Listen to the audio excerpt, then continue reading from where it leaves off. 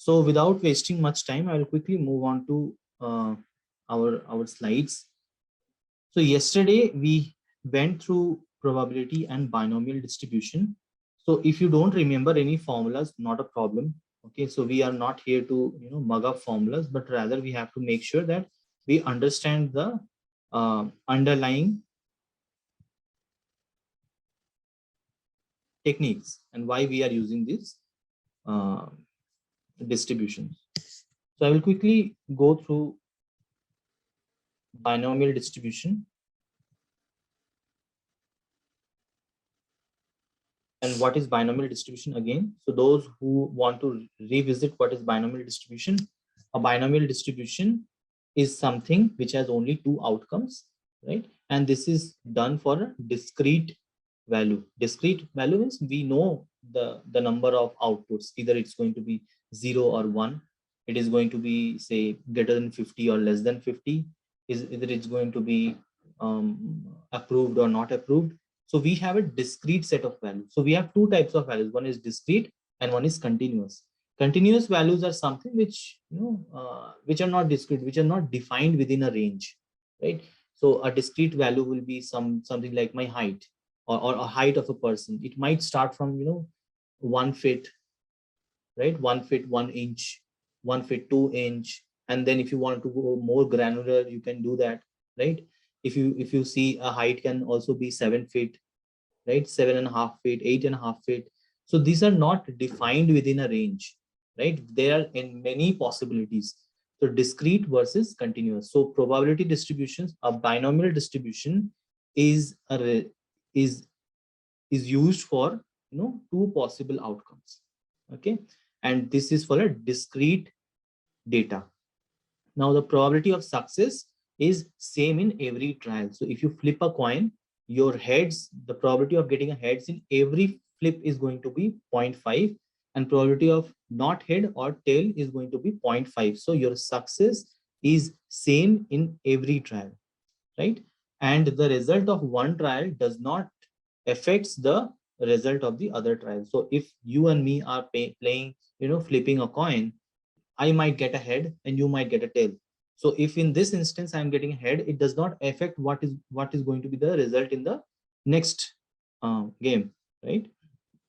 So this is called a binomial distribution. So we have gone through binomial distribution, the formula, one form use case as well, or rather example as well, right?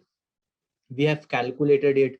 It doesn't matter if you don't remember the formula. Just make sure that there are a couple of things which you will learn and understand, and we will provide you the materials for that. Just go through them, and before taking any test or taking any interview, and the question will be sufficient for you to answer any type of questions. Okay, so now we'll move on to Poisson distribution. So before going into Poisson distribution, I want to make sure that we understand what is the difference between a binomial and a Poisson distribution. First, the similarities. Both are for discrete distribution. Here, Poisson distribution is also for discrete numbers. Discrete numbers as in approved or not approved, right? Height greater than 7 or less than 7 feet, right? So these are all discrete distribution. You know what is going to be your end bucket, right? You know the range, okay? Or you know the numbers to which your data will belong to. Both will measure the number of successes. So it's the same. It will also measure the number of your successes. We will see this through examples for better clarity. Next, the difference. The only difference with the Poisson distribution and binomial distribution is that the possibility of success is infinite. The possibility of success is infinite. There can be many successes. Okay. For example, people waiting in a queue, or number of accidents in a city every hour. Now, if you want to create a hypothesis around this or a distribution around this, you cannot exactly predict how many people are going to be in the queue, right? So there can be endless success. The success can be infinite. You cannot predict what is the number of accidents in a city every hour. It will change. what you can know is the average number of people standing in a queue. This can be known to you. The average number of accidents which happened in the or which occurred in the company, in the city every hour. This is known to you. Okay. What is not known to you is what is going to be the end result, right? The possibility of success is infinite. Let's understand this with an example. Okay. Before that, we will just go to the Poisson distribution. Now, the Poisson distribution has the following properties. Okay. As binomial distribution, this also has the outcomes are classified as success or failure. Okay, so you have two outputs, either a success or either a failure. The average number of successes that occurs in a specified region is known. So you know what is the average number of accidents. Okay, so before creating a Poisson distribution, right, you should always know what is the average number of success. The average number of accidents in a particular city every hour, average number of people in a queue, say in McDonald's every day. Okay, so you should know these things in order to draw a Poisson distribution. Outcomes are random. Okay, the occurrence of one outcome does not influence the chance of another outcome of interest. So it's the same like binomial distribution, where the outcome of one does not influence the chance of the other. Okay, the outcome of interest are rare related to the possible outcomes. Now, if you see a road, there are millions of vehicles, or probably thousands of vehicles. Okay, but the chance of an outcome is very rare. So out of 10,000 vehicles, one would have an accident. Out of a million vehicle, one would be an accident, right? So the outcome of interest is very rare. So that is the difference between a binomial distribution and a Poisson distribution. The difference is that in a binomial distribution, the possibilities are finite. You know, the possibilities are very finite, right? Either a head or a tail, and the probability is going to be 0.5 and a 0.5. But in Poisson distribution, what happens is the outcome of interest are relatively very rare. Out of 1 million accidents, one might be an accident.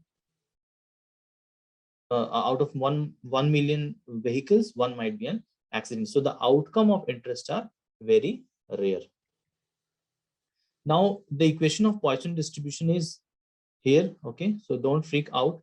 This is e to the power minus mu into mu to the power x by x factorial. You just need to understand the terminology. E is the constant E, which is 2.718. We all know that, right? It's the base of the natural logarithm system. Mu is the mean of the success that occurs in a specified region. So this is going to be the success. I told you, to create a Poisson distribution, you should always know what is the mean. Okay, mean of the success. So for example, there are 5 accidents per hour in a very busy road. Okay, so the mean of the number of success. So the success here is the accident which we are going to predict, right? Or for which we are going to create a hypothesis. X is the actual number of success that occurs in a specified region. So for example, if you after your sampling, you found that 7 accidents were there, right, every hour. So your actual number of success is X, which is 7, and 5 is the mean number of success. Okay, we'll understand this through an example. Now Poisson probability exactly predicts the X successes occurs in a Poisson experiment, okay, where the mean is going to be mu. So let's understand this with an example. So in a booking counter, the average number of people are 3.6, okay, every 10 minutes on the weekend. Okay, every 10 minutes on the weekend, you have 3.6 people in the booking counter. Now we have to find out what is the probability of getting 7 people in 10 minutes. Okay, we have to find out the probability that there will be 7 people in 10 minutes. Okay, can anyone tell me what is X here and what is mu here or U here? Mu is 3.6, X is 10. X is not 10, X is Sorry, what was the meaning of X? Forgot. X is basically the actual number of successes that occur in a specified region. Okay, and mu is the mean number of success.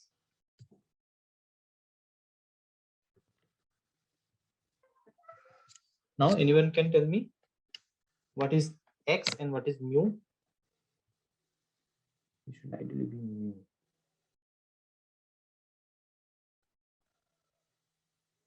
So X is the average number of people. So it is going to be 3.6. And mu is going to be 7 because that is the success which you are going to measure. Right? So 3.6 people come every 10 minutes on weekend. This is actually your average. And 7 people in 10 minutes. This is going to be your number of success, right? Number of success. So if you put this in this formula, e to the power minus 7 into 3.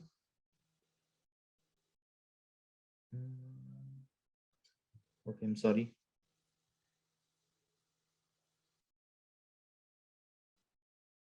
Okay, mean is 3.6, right? And X is 7.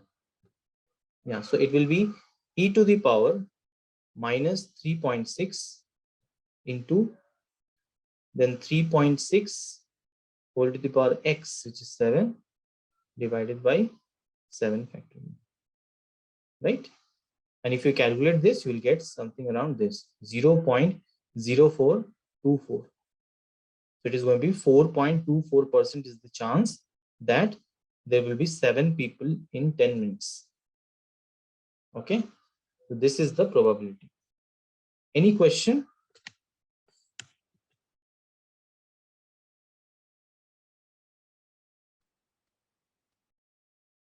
Okay, please understand that in a Poisson distribution, the mean of the success and the actual number of success is what is required. Okay, the mean number of success and the actual number of success. So mean, the number of people on average in a queue was 3.6. So that's why mean is 3.6, right? And the actual number of people who came, right, were 7. So X is going to be 7, and you just fill or put the values in this formula, right, and you will get the answer. Okay, you can use a calculator to get the answer. It is going to be 4.24%. Any question? So can we think of it like mu is the sort of the estimate or approximation, Yes. but X is the ground reality that we are looking for. Right. So what you did is you went to this place, okay? You went to say Inox booking counter for 30 days, okay? And you were there for 10 minutes and you calculated on average how many people are there every day. And from that average for or every day, say for example 4, 5, 6, 2, 1, you came to a conclusion that the average number of people in Inox every 10 minutes is going to be say 3.6, right? Every 10 minutes. And from there you need to you want to get into a probability or find the probability that what is the probability that 7 people will be there in the queue,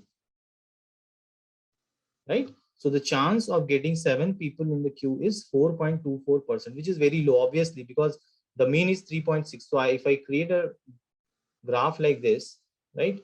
So your mean is going to be 3.6. And if you want to find 7, what will happen is you will have 7 somewhere around here. So that's why the probability is very less. Had this been 3.6, it would have been say 50% or something. Right? It's just an approximation what I am telling you.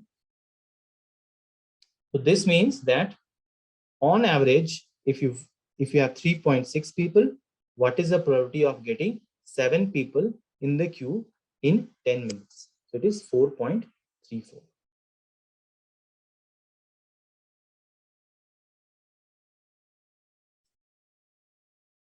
Got it? Now we'll move on to the next one. The mean of a Poisson distribution is always mu. So if you remember, for a binomial distribution, our mean, median, not median, the mean, variance, and standard deviation, right? We had our mean, median, and standard deviation. So the mean for a binomial distribution was n into p, where n is the number of times you are flipping a coin and p is the probability, right? So n is the number of trials and p is the probability of success, right? Variance was npq, where q was the probability of failure.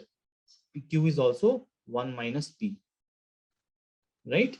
And the standard deviation was root under of n into p into q. So likewise, for a Poisson distribution, the mean is going to be mu. The mean is going to be mu. And variance is also going to be mu, right? So for the previous example, our mean would have been 3.6. Variance is also 3.6, and standard deviation is obviously root under of 3.6, right?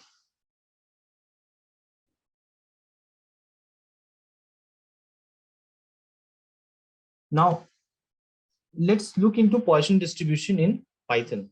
So we'll go through Python, but before that, we'll just quickly look into normal distribution, because Python distribution is very, Poisson distribution is very small, and we don't need to understand much about it, but only the intuition why Poisson distribution is used, why binomial distribution is used, and we'll next look into what is the normal distribution. So why normal distribution, right? What is the use of normal distribution if we have already a binomial distribution and a Poisson distribution, right? And one thing to understand is normal distribution is also called the Gaussian distribution. Okay, normal distribution is also called a Gaussian distribution. So if you have a question like this, you should answer it yes, right? So why normal distribution? The normal distribution is for continuous data. If you remember, I talked about that this binomial distribution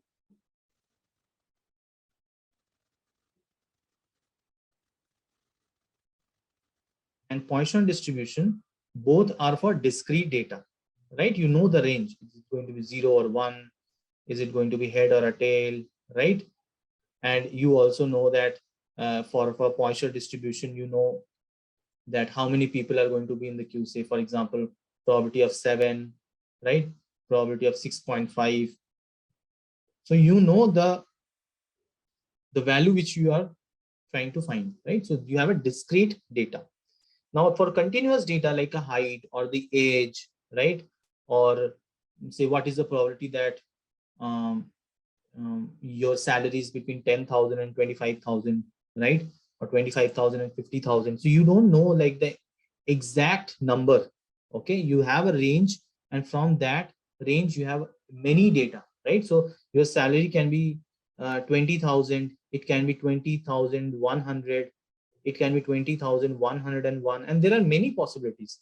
So that's why it's a continuous data, right? It's a continuous data, and that's why we are using a normal distribution. So if you go for an interview, they will ask you, do you know what type of distributions you have in, in statistics? You can obviously say that I don't know all of them, but I know a few of them which are important: binomial distribution, Poisson distribution, and normal distribution, right? They will ask you a question like, what is the difference between a normal distribution and a Poisson distribution? In which scenario will you use both of them? Now you know that when to use a binomial distribution, when to use a Poisson distribution, and when to use a normal distribution, right? So what is a normal distribution? We all have seen what is a normal distribution, right?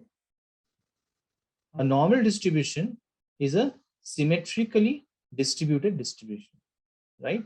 A symmetrically distributed. So if you have a mean, say you have a mean at 10, so it is symmetrically distributed. Both the sides are symmetrical, okay, mirrored. it has long tails. You can see it has long tails. It doesn't touch the line, the axis, but it has long tails, and it is bell shaped. This is a bell shape, right? This is a bell shape. And mean, median, and mode are same if it is symmetrical. So we'll see this in a standard normal distribution. What is the mean, median, mode? We already know what is the mean, median, mode. And for a normal distribution, ideally all of them are symmetrical. Okay, they are symmetrical. I'm not saying they are equal, but they are symmetrical. Okay, two factors define the shape of the curve. So what type of curve you have, it entirely depends on two factors. What is the mean and what is the standard deviation? So at times you might have a skewed distribution like this, right? You have a skewed distribution like this. You can have a right skewed or a left skewed. We'll go through this in the subsequent session. What is kurtosis, what is skewness, right? So the major factors which define the shape of a curve is mean and standard deviation. Now we all know that the significance of values is within one standard deviation 68%, two standard deviation 95%, and three standard deviation is 99.7%. This is very important to understand because, or ideally you should have this in your mind, because when we do hypothesis testing, we'll come through this in the significance level, okay, where we take 95% confidence interval. Okay, so we have to understand that if you have, for example, if you have mean is equals to 10 and standard deviation is equals to 2, so make it 100. Okay, and if you plot a graph of a normal distribution, right, so this is going to be your mean, which is 100, and one standard deviation is 2. So here if I plot 102, 104 and 106, here it will be 98, 96, 94, right? One standard deviation is this part. One standard deviation is this part. And ideally, 68% of the data should lie here. 68% data should lie here. Two standard deviation is this. Two standard deviation is from there here to here.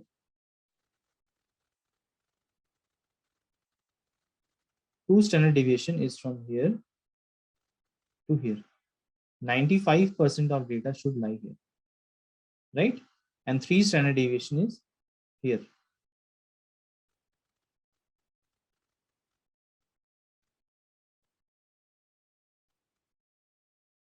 And 99.7% data should lie here, right?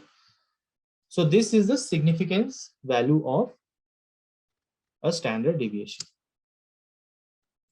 Any question till now? Okay. Now a normal distribution has this formula. No need to learn. I have mentioned this in red. Okay. Just to show you, this is the formula. Okay. In any case, if you see a formula like this, you have to understand this is the normal distribution. I have never seen this formula in my life. Okay. After classes. Next is the Z score or the standard score. Now a Z score is something which we use to convert a normal distribution to a standard normal distribution. Okay. Z score is something, say for example, if I say that you work in a bottling company, right? Bottling company. And you are filling, say for example, oil in your bottle, which is 150 cc. Okay, so you are filling 150 cc of oil in your bottle, right? In your bottle. Pardon me for the horrible diagram, but this is your bottle and you are filling 150 cc of oil, right? So this is your mean. Say for example, this is your mean. And now I took a random sample. Of one bottle and I see that it is, say for example, 153 cc. And you say we are filling the bottle with 150 cc of oil, right? With a standard deviation of 2 cc. right? With a standard deviation of 2 cc, means ideally it should lie somewhere around 148 to 152. Okay, this is the standard deviation. Okay, now I found a bottle, okay, a random bottle which is 153 cc. Now if I want to convert all this data, okay, ideally what will happen is, if I have a plot like this, okay, so this is 150, but I found something which is 153, right? So I found something which is 153. Now your distribution will look something like this. My distribution looks something like this. This is, say, for example, my mean 150. So this is a normal distribution. If I want to create a standard normal distribution out of this data, I have to find out the Z score. Here, what is X? X is the random value which I found. So 153. I know the mean, which is 150 here. Okay, that is what you are claiming. So 150. And the standard deviation is 2. So my Z value is going to be 1. My Z value is going to be 1.5. This is a simple example. Okay, we'll go through one problem. Okay, I hope you understood what is a Z value or a Z score. Okay, so here we made another bell curve with 153 as mean, but like you said, we have picked up only one random sample. So how did we create entire distribution from this? Yes, that's a good question. So this is one random sample I took. So we cannot infer something on random sample, right? I ideally would have taken 100 samples and then would have created this bell curve, right? So this is actually from the 100 sample. It's just an example which I'm showing. Okay, so you're saying that from all the bottles, Yes. we took like few hundred bottles sample and we plotted its distribution. Right. Okay. That's right. You are from the company, right? So you are the producer and you are claiming this is my distribution, and based on my sample I'm saying this is my distribution on your product. Okay, so you have two different bell curves. Okay, we'll go through the examples so that you understand most out of it. Now ideally a Z score looks like this. Okay, so if you understand, this is the Z score which we have, 1.5, right? And for this 1.5 we will have some probability, right? So if you have a standard normal distribution, you already know it's the mean is 0. So for example, here the probability that the Z score is 1.5 is 0.0668. Okay, so you're finding the probability that it is greater than, say, the probability is greater than some value. Okay, let's understand this with an example. Okay, this is just a slide where I'm showing you what is the normal distribution Z score table looks like. Okay, here the same example I'm giving here. Perfume bottles are filled with an average volume of 150 cc and the standard deviation is 2 cc. What percent of models will have a volume of more than 153 cc?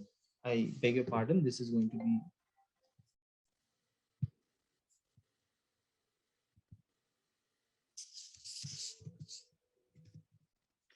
be bottles, right? So what percentage of bottle will have a volume of more than 153 cc? Now you have to understand that the standard deviation is 2 cc, right?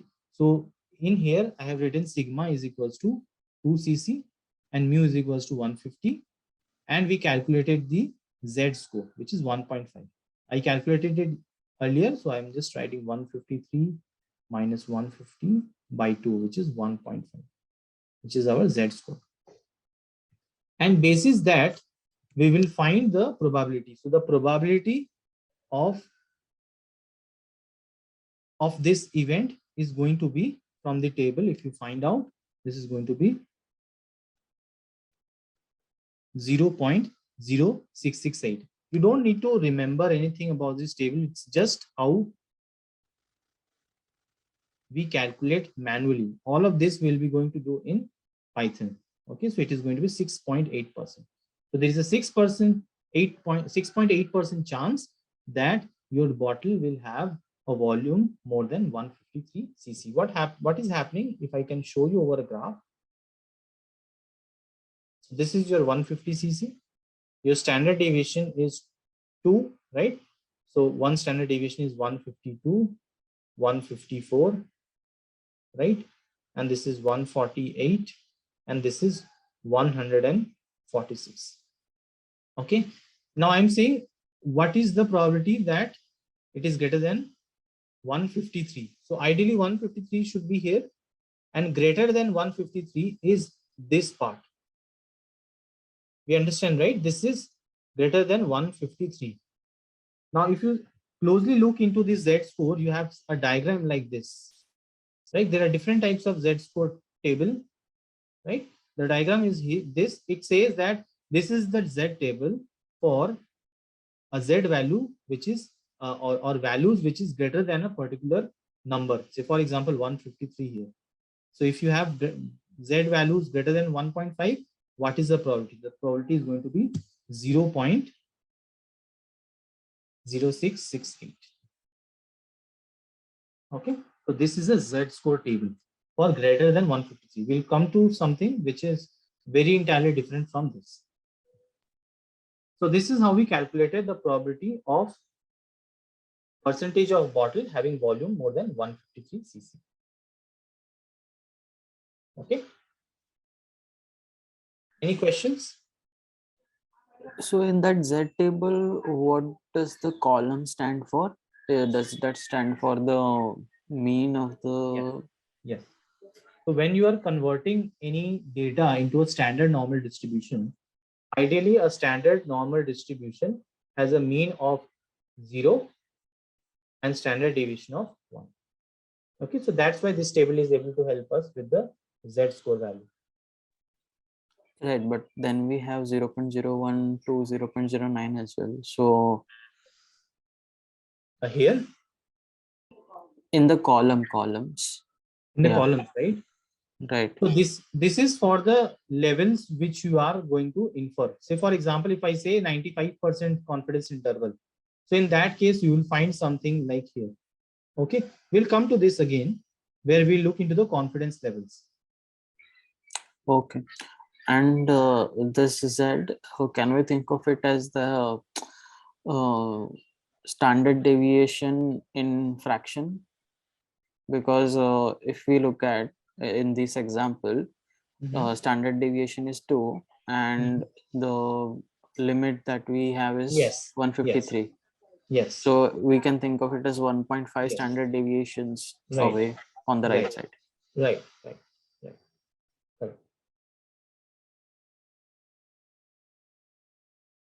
Okay. So we'll move on to the next question, where it says perfume bottles are filled with an average volume of 150 cc and standard deviation of 2 cc, same as before. What percentage of models will have the volume between 148 and 152? Right? 148 and 152. Ideally, we should use a Z-score table to find out the answer. But what we can do here, we can find the Z-score for between 148 and 152, right? So what we are saying is your probability that it is between 148 and 152, right? So if we find the Z scores, we convert this to Z score, what will happen is we can do 150 minus 148 divided by 2. So 150 is actually the mean.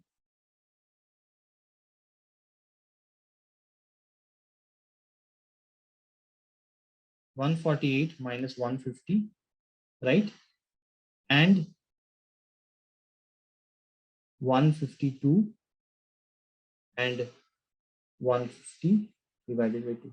So what I am doing is I'm using the formula Z is equals to mu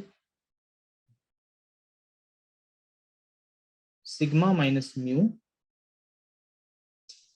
X minus mu by sigma. X minus mu by sigma. Okay, X minus mu by sigma. So X is here 148, right? This is X1 and this is X2. So X is 148 minus 150 by 2. And here X is 152 minus 150 by 2. So which is minus 1 and 1. So as we know that one standard deviation, anything between one standard deviation, right, has a chance of 68%. So without looking into the Z table, we can find out that the answer is going to be 68%, right? Or else we could have seen a Z table like this, but the diagram would have been different here. So instead of this diagram, there would be another diagram like this, right, where this was shaded, right? This was shaded, and the Z score table will be different. So as we know that anything between one standard deviation is 68%, so we are getting an answer of 68%. Or else you can look into any of the Z table and find out the result. Okay, so ideally it would be 1 minus 0.15 minus 0.15 and so on. So you can calculate 68% from there.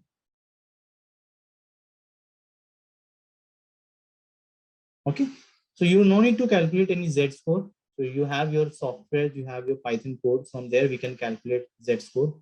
Ideally, we also do that. But if you have any question, do let me know. So there are different types of Z score table, and from there we can fetch the results accordingly. Nobody is going to ask you this type of questions in interview. It's just like we build the basic concepts before we deep dive into Python.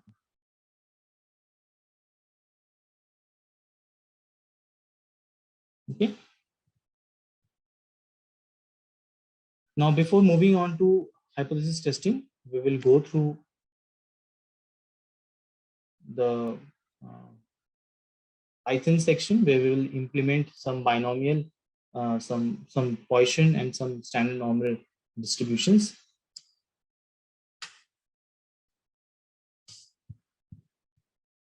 So before we move on to the Python section, let's look into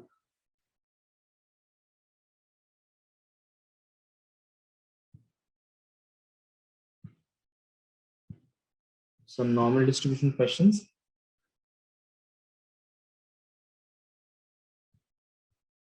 Please use the link.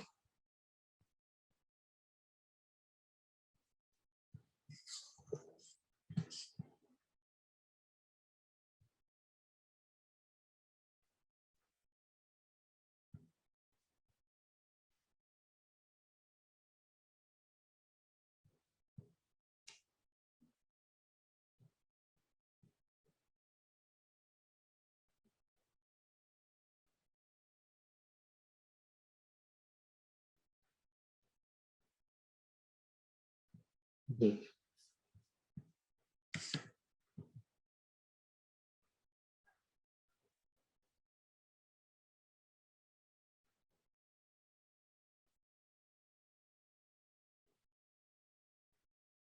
The area under the standard normal distribution curve is the area under a standard normal distribution has a probability, right? So what is the probability of all events?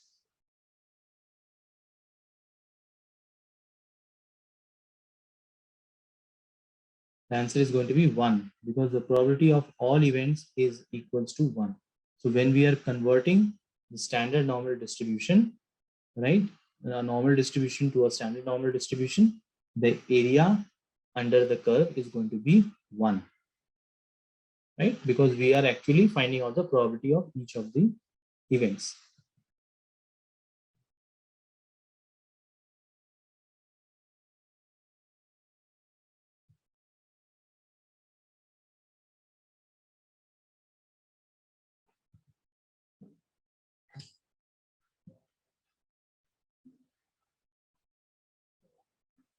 In case of normal distribution, what is the approximate probability of getting the value greater than 1 standard deviation? Little tricky. What is the probability of getting the value greater than 1 standard deviation?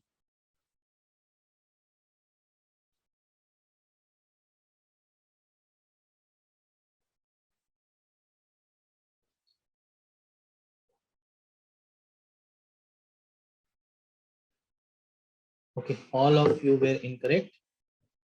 So in case of a normal distribution, what is the approximate probability of getting the value greater than 1 standard deviation?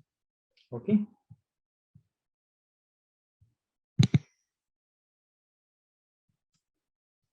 So if you have a distribution like this,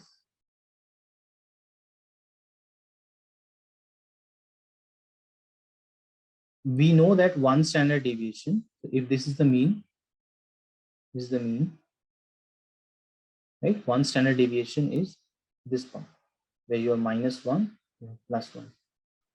So you want to find anything which is greater than 1 standard deviation, right? Value greater than 1 standard deviation. So greater than 1 standard deviation is this part. Okay. And this is actually less than 1 standard deviation. So this is not required. This is required. So if this is 68%, this two will be, ideally this is 100%. The entire graph is 100%. So if this is 68%, 32% is left. And out of 32%, 16% is here and 16% is here. So the answer is 16%, that the probability of getting the value greater than 1 standard deviation, is 16%. Okay, we'll move on to the next one.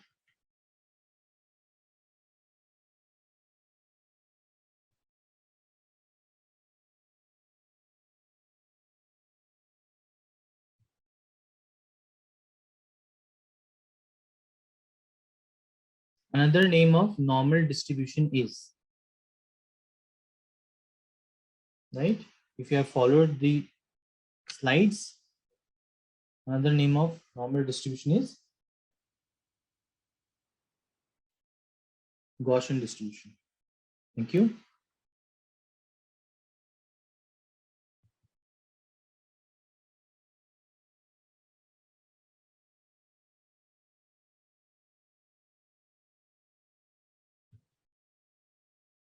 The last one.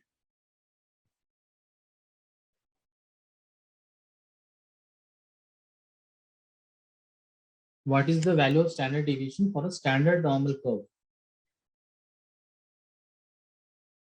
What is the value of standard deviation for a standard normal curve?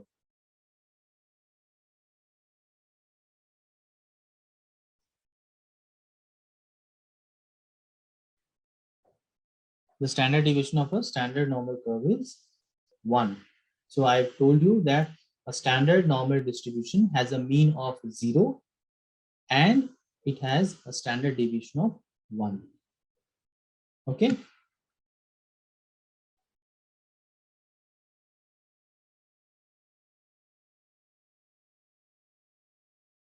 Okay, good job guys. And we'll move on to the Python section. Nice. We'll start with the binomial function itself, right? So there are a few things which I want you to understand before we use this binomial function or Poisson function or the normal function, right? So there are a lot of type of distribution functions which are available in the scipy.stats library. So let's see one by one. So there is something called binom dot CDF, which we all have seen yesterday, right? Binom dot CDF, and here we have the cumulative distribution function. So when do we use the CDF function? So before that, it should be right. When do we use? So this is called the cumulative distribution function, right? and this is used for less than or equal to.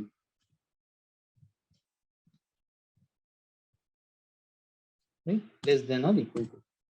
Let me show this with an example. Say for example, if I can write 2 comma 20 comma say 0.12. The previous example, I'm just using the previous example here, the defect rate one example, right? So here what you have is n is the number of, so if I read the question again, a manufacturer has 12% defect rate in production. The buyer decides to test 20 random pieces and will accept the supplier if there are 2 or less defectives, right? So if it is equal to less than or equals to 2, so you as a buyer will test 20 random samples, so that's why I have written 20. Okay, and the probability of success, right, is 12%. It's 12%, so that's why I have written 0.12. I have written 0.12. Okay, and why, and what is the significance of this two? This significance of this two is that the cumulative distribution function is for less than or equals to 2. So this is for 0, 1 and 2. Okay, so this is for 0, 1 and 2. Okay, so the answer is going to be 0.56. So 56% chance is there that I will be accepting the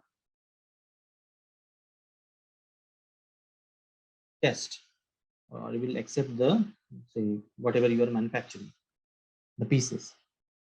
Understood? So this is called the cumulative distribution function. I'm just taking time so that you can understand all of them. Okay. Now this again will look into something called binom dot PMF. Right? This is PMF. If we take the same example here,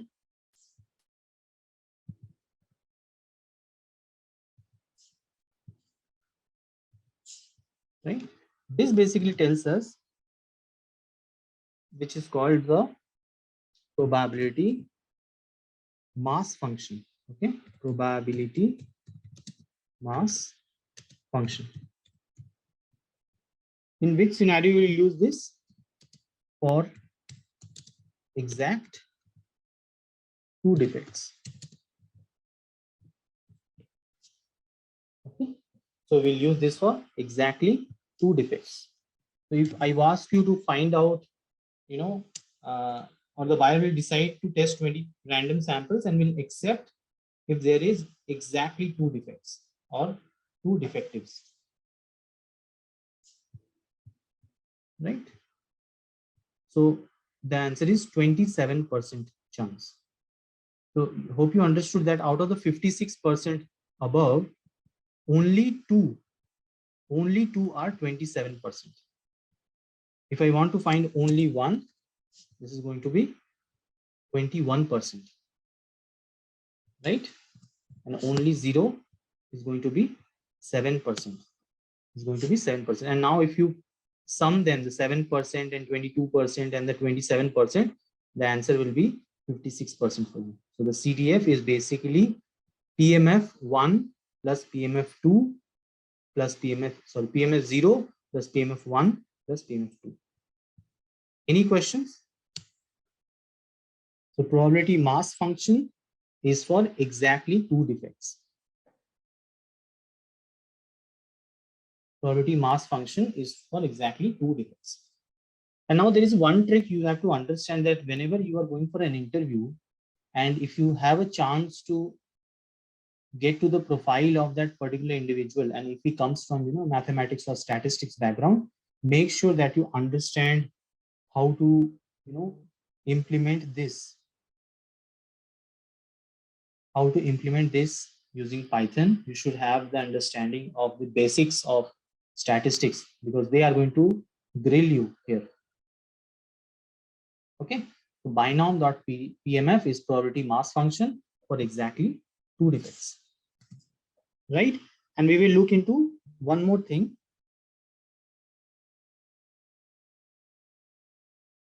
We can look into one more thing, was binom.sl,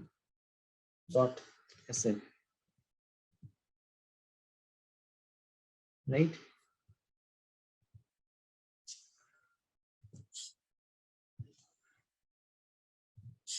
And this is for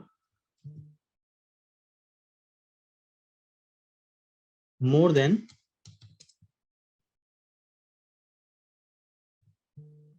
2.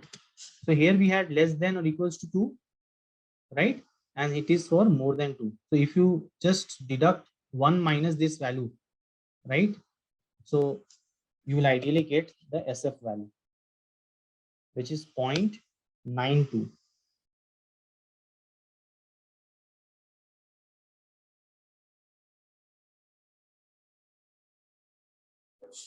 For more than 2.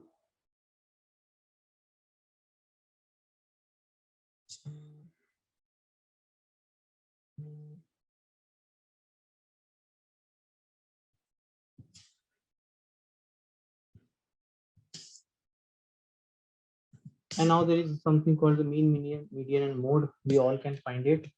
So I'm just quickly typing here. Mean.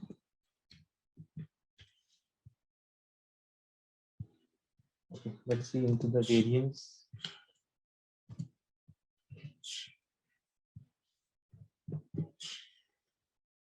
And the standard deviation.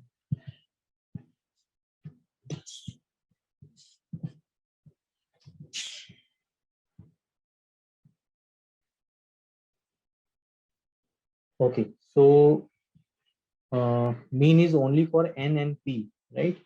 N is 20 and P is 0.12.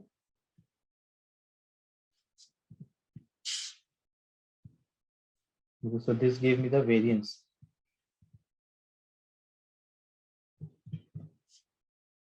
right?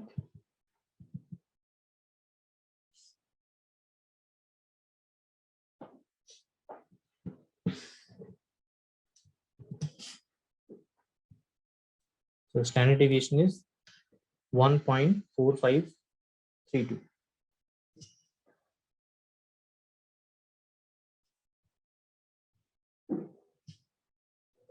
Right? Hope you all understood. Any question? Now, ideally, you will see a difference between, if you calculate CDF, okay, and you perform -1 minus the CDF value. I said ideally you should get the SF value, but there will be some difference between SF and CDF. So it will be ideal to use this formula. Okay, don't use 1 minus CDF. I forgot what is it. 1 second.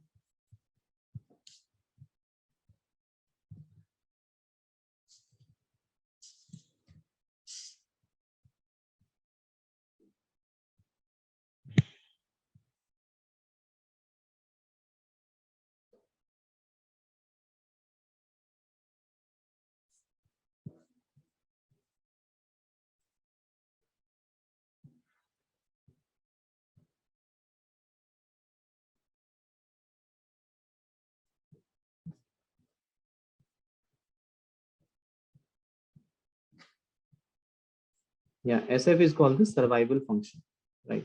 1 minus CDF.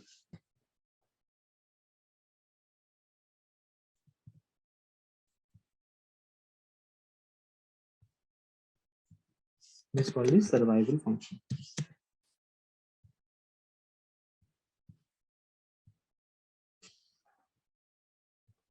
Okay, so these were the common functions which you'll be using for all of the distribution, whether it's the binomial distribution or the Poisson distribution or the normal distribution.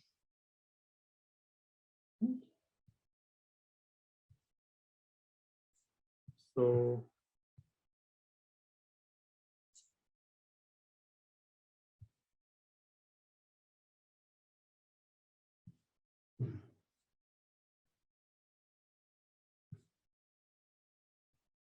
Okay, any question? We'll proceed to the next one.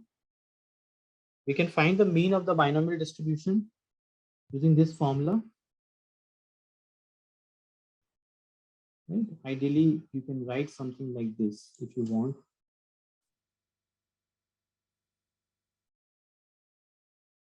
X comma n comma p. See x comma n comma p. So this is how it goes for all of them. Okay.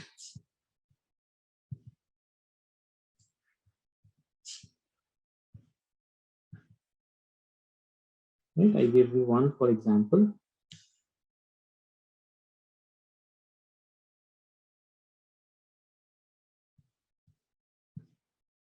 Okay, so let's draw the probability distribution for PMF and CDF. Okay, using this formulas.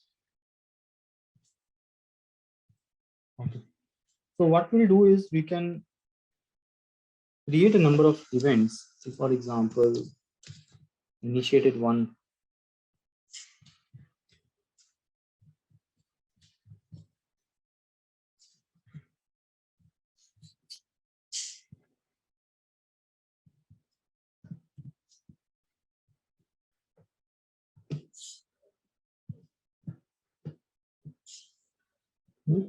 Initiated one array.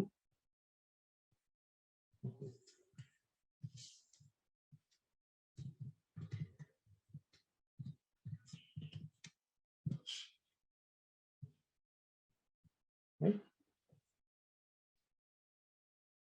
I've created one array. It starts from 0 up until 20. Okay. Starts from 0 up until 20. And I want to create the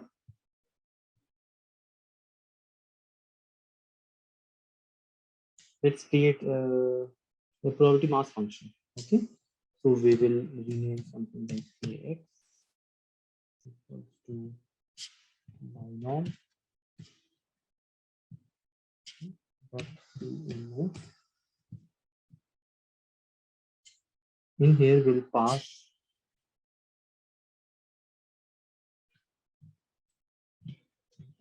the X variable and then 20 and then the probability 12%.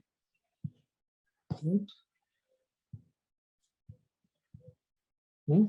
So what it is doing is it is finding the probability mass function for exactly 0 defect, for exactly 1 defect, for exactly 2 defect, and so on up until exactly 20 defect. Now, just by looking into this data, you can understand that the probability of 0 defect is going to be very less. The probability of getting 1 defect is going to be much better than 0 defect, and so on. It will increase, and with time, as the number of defects increases, the chance of getting 20 defects is very minimum, right? Out of you have drawn 20, bottles, or you have drawn 20 bulbs, and what you can see that all 20 are defective. This is a very rare chance, right? It's a 1 in a million chance.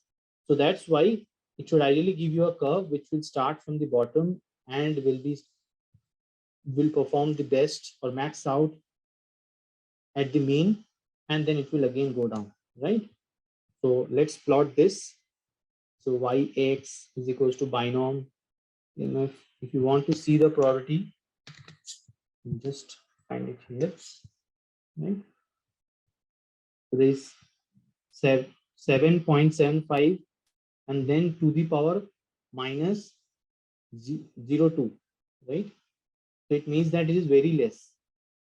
And then this is again very less. So let's plot this.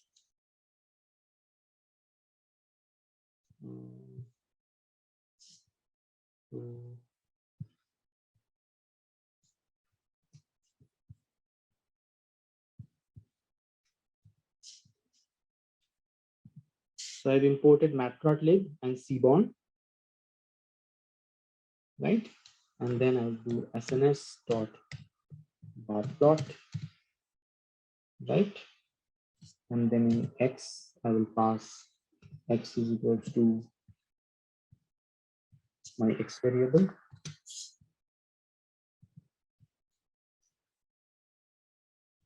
right? And in y, I will pass my y variable. My y variable, right? And then I will do something called plt dot show.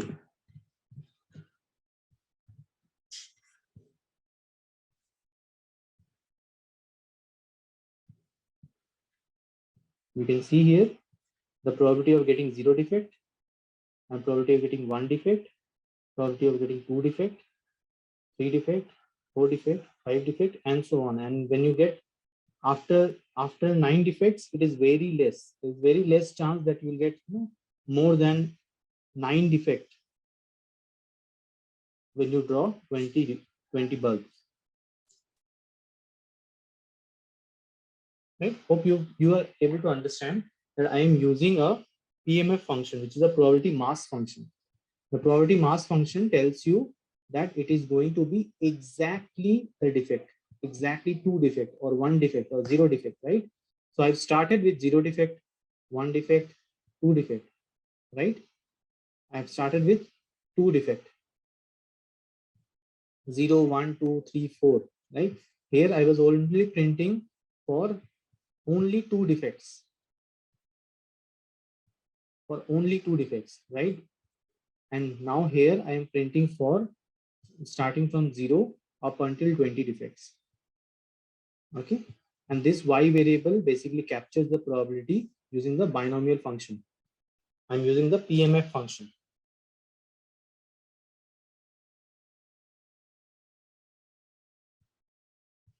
Just a second.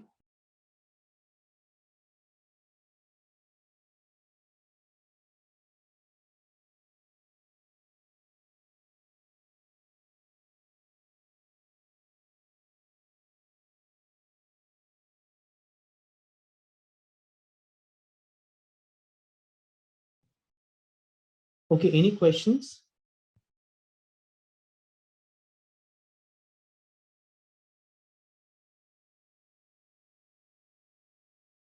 Hope you all are able to understand what we are trying to achieve here.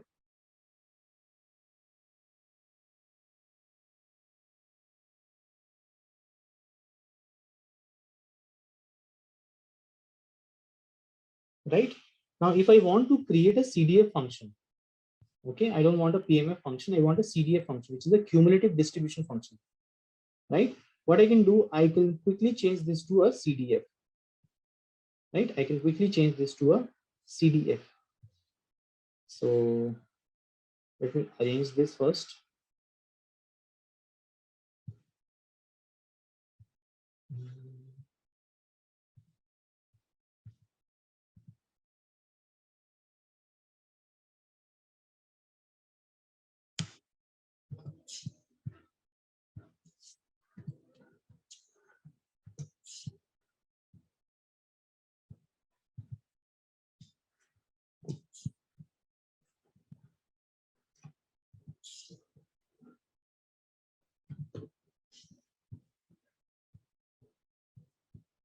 Now this is a CDF function. What is a CDF function? CDF function is basically the cumulative distribution function. So it says that something which is less than or equals to a number, right? So for instance, when I pass the first variable, which is 0, it means the probability that 0 or less than 0 bulbs are defective, right? So it is very less probability that, so this is actually 0 defects in the bulb. Next is 1, where I say, okay, 1 or less than 0. So it actually adds 0 and 1. So this is 0 plus 1. So this is 0 and 1 defects. Likewise, for 2, it is going to be 0, 1, and 2. So you can see that each of these bars are ideally greater than the previous one, right? The height is greater than the previous one because it is finding the cumulative, right? 0 plus 1. Then here's 0 plus 1 plus 2. It is 0 plus 1 plus 2 plus 3. Okay. And this 4 means the probability that 4 or less than 4 bulbs are defective. Okay, so this is the cumulative distribution function.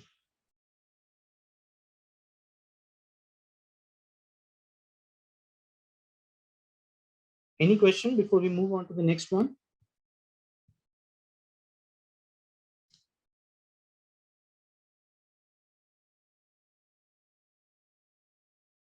Right? We'll quickly look into some example of normal distribution. Okay? Here we'll look into something called a normal distribution.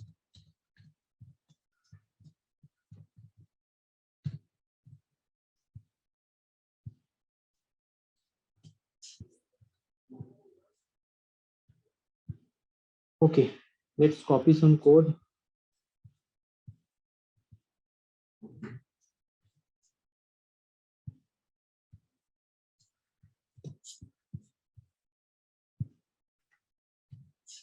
And for this, we can use import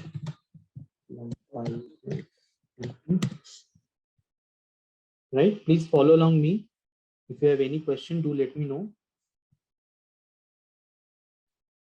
Let's create some random numbers.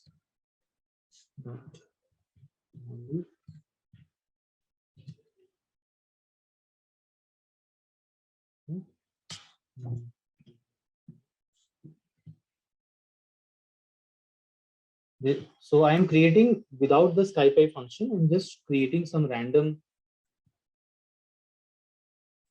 numbers, right? Or random points for something which has a mean. This is having a mean equals to 100 and standard deviation is equals to 2.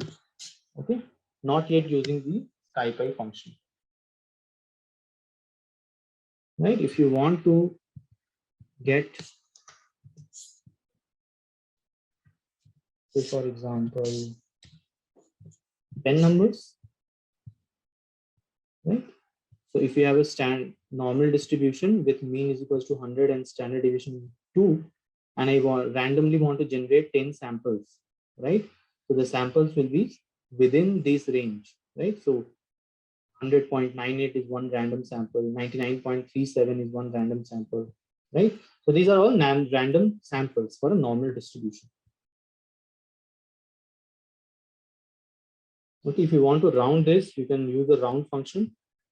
Okay. So for example, I don't want this decimals, right? Rather than I can find out 2 decimal numbers. So I can use round, right? And then we can use NP dot, okay, random and open brackets. Is it correct? And I want to round it up to 2 decimals, right? So now it creates a random number and with only 2 decimal points at the end, right?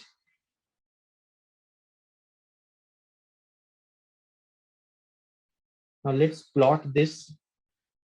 I can use the random numbers. Right? Let's use this or whatever it is. You want to use the round function, it's up to you. You can do that, not a problem. Okay, so I am creating normal values, right? With mean equals to 100 and standard deviation is equals to 2 with 1000 samples. Okay, and let's use a plot to find out the histogram and just quickly pass on x is equals to a. Okay, and then tmt dot show.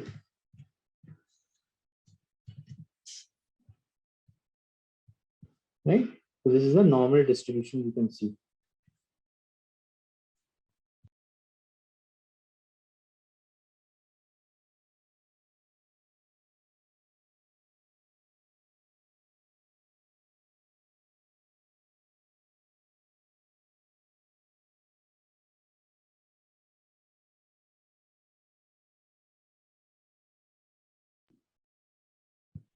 Any questions?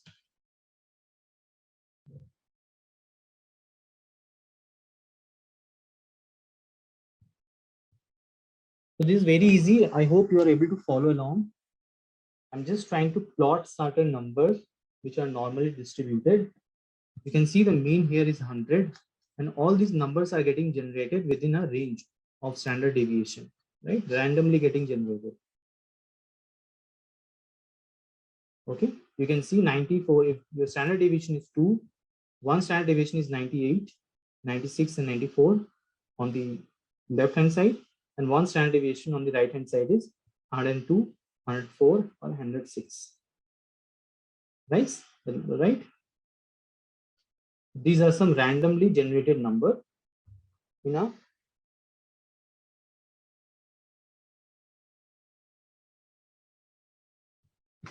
okay.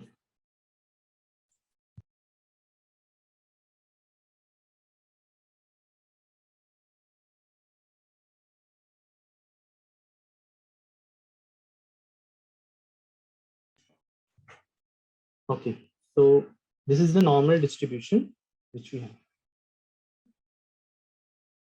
Now, ideally, when we draw a normal distribution, it doesn't look like, with a histogram. So we'll try to make this, a little smoother. So how can we do that? We can use something as KDE.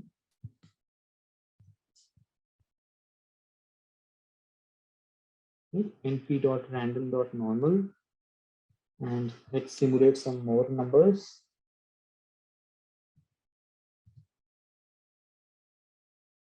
Okay, let's simulate some more numbers, and then we can use a function or a parameter called KDE equals to 2.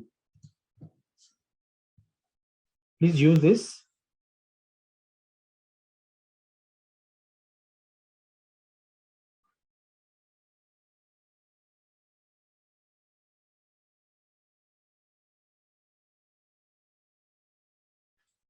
Okay, hopefully you are able to get a smoother graph.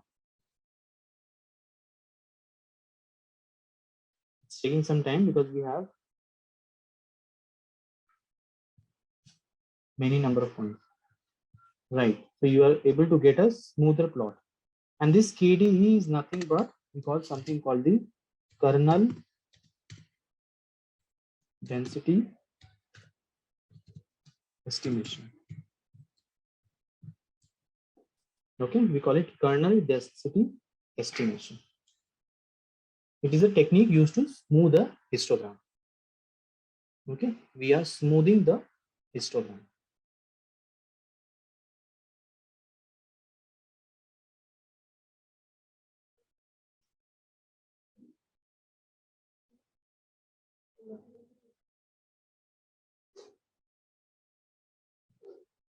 Right. Now, if you wish to find out, say, for example, if you remember, A is something called the random numbers, which we are generating, right? We are generating a lot of random numbers here. And I just wanted to find out like how many of these numbers are, say, for example, greater than 98, right? And if we can pass on some.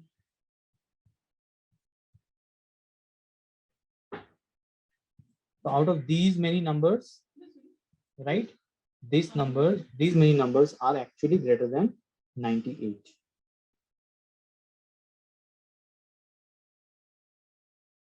Okay. These many numbers are actually 98. So when you do a greater than 98, it actually gives you the Boolean numbers, like true and false, whether that particular number is true greater than 98 or not greater than 98. When you do a sum, it basically adds up all the values which are true. Right? It's actually a Boolean operation. So for example, if I can show you with this, say for example, and if I name this B is equals to this random number, right? And if I print B, what you see is the 10 randomly generated number. And if I perform the same operation, right, without the sum, what I get is true, true, true, false, true, true, right? Because this is greater than 98, this is greater than 98, this is greater than 98, right? And then followed by this is greater than less than 98, and so on. So this is randomly generating some numbers, right? Since we are not using seed here, you can also use a seed to just make sure that it is replicating the same. It is replicating the same. Okay, you can see this is false, right? This is again false. Both of them are false because these are less than 98. And when I do this sum,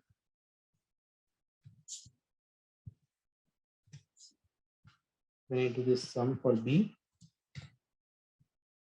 what you get is 8 because 8 of them are true. Okay. So I hope you got the logic that now we are generating a million records here, and out of those million records, 24, some actually this is 10 million, so some 8.4 million records are greater than 98. Okay.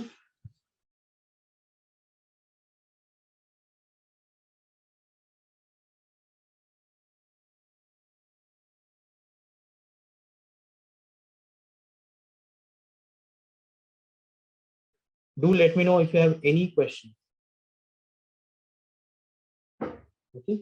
Out of this Jupyter notebook, the ones which are very important, you will be able to find sums in the exercise which we are going to share. Okay. So make sure that all those questions, probably 40 or 50, which are very important and asked in interview, right? You are able to answer all of them. If you have any question, do let me know. Now, for example, I told you the formula of 1 standard deviation and 2 standard deviation and 3 standard deviation, where we have 68%, 95%, and 99.7% values, right? So let's try to solve this using, okay, how can we solve that? Okay, we'll find the sum, right, where we will say that, okay, A is greater than 98, okay, and A is less than, say, 102, right? Now, if you do this, the answer which you will get is 683109, which is basically 68%. Now, if you remember this slide,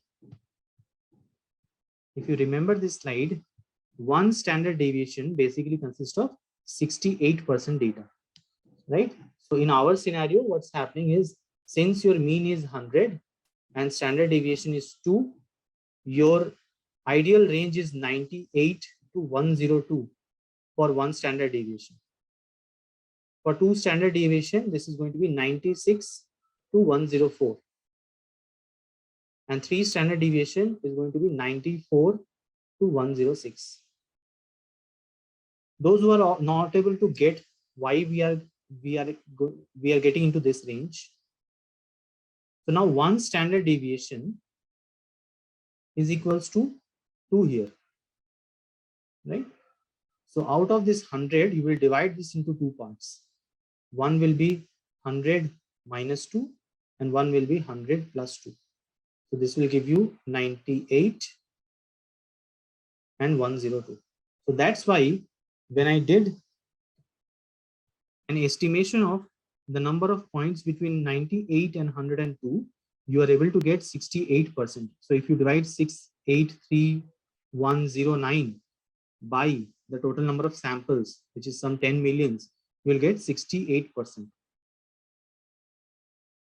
Right? You'll get 68%. So ideally, if I do this for 2 standard deviation, this will be 96 and this will be 94, 104, and you will get 95.5%. 0.46, which is 95% of your total sample. And if I do the same for 94 to 106, right, you will get 99.73. Okay, 997,311. So when you divide this by 10 million records, what you will get is 99.73. And this is similar to what you are getting. It's 68, 95, 99.7. So 68, 95, and 99.7. Any questions? Any question before we move on to the next one?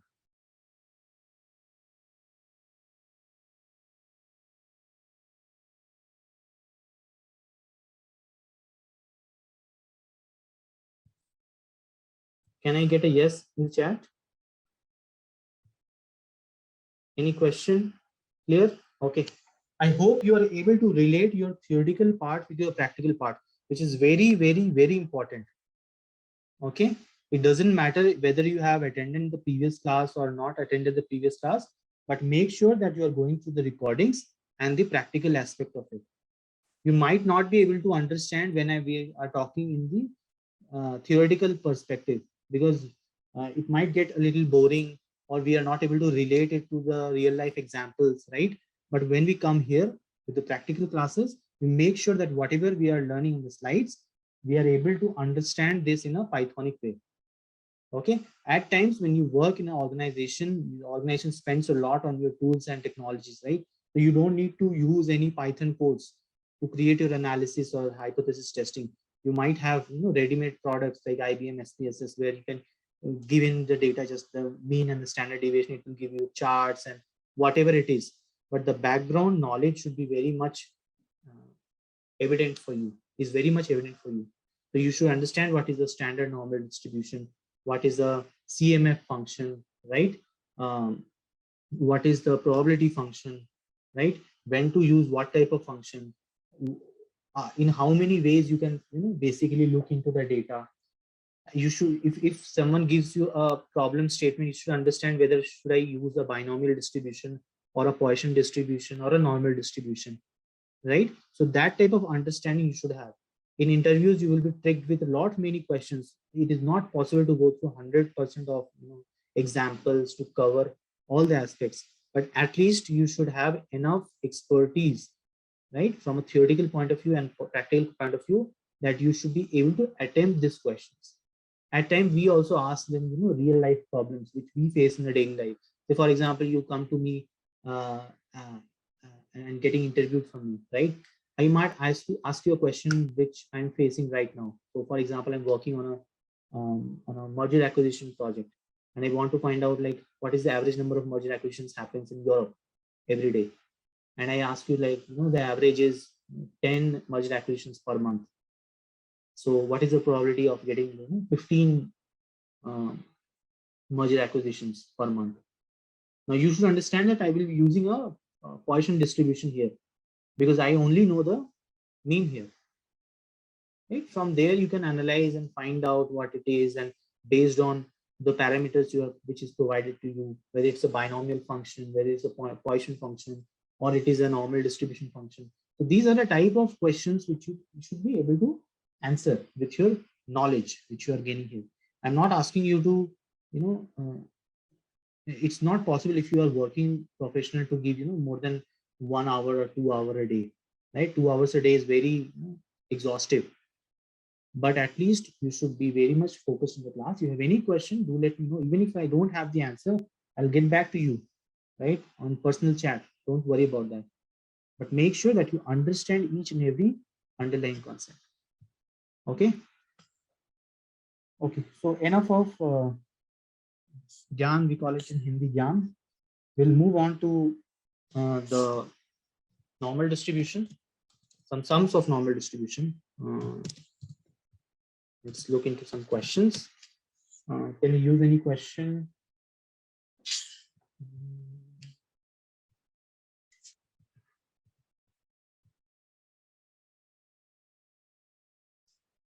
Okay, let's solve this. Right, let's solve this here.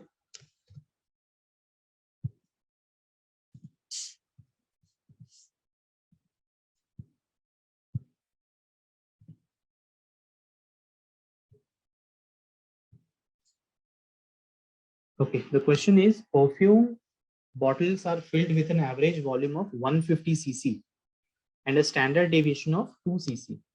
What percentage of bottles will have a volume more than or greater than 153? When I am saying greater than, right?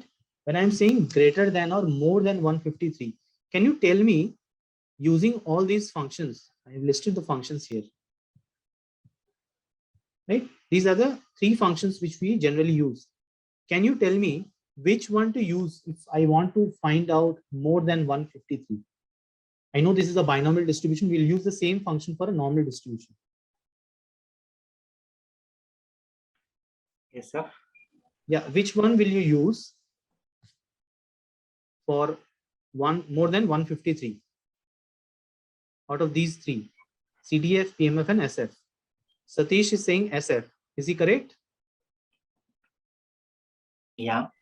Yes. So we will be using a SF function here. So likewise, we have used SF function for binomial. We can do the same for we can do the same for a normal distribution. Let's do that. Okay. Okay. So I will import the necessary libraries just to make sure that import numpy as np. Okay. It is already imported, but I just want to make sure that the code is perfect.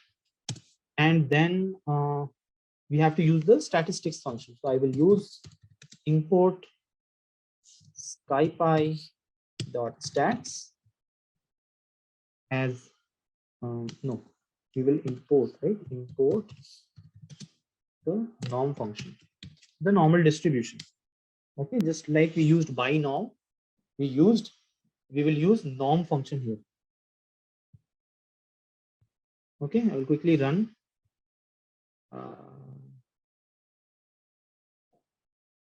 Sorry, it will be from, right? Yeah, from scipy.stats import norm. Now use the same and tell me what results you are getting. Use the norm Here we'll using Poisson, right? No, this is for a normal distribution. The normal distribution. Okay, we'll go to the normal Poisson curve or a Poisson problems in the next one. Okay, so this is normal.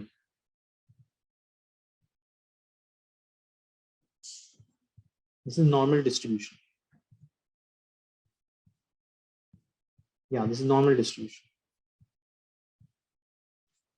Okay, we use the same function norm.sf.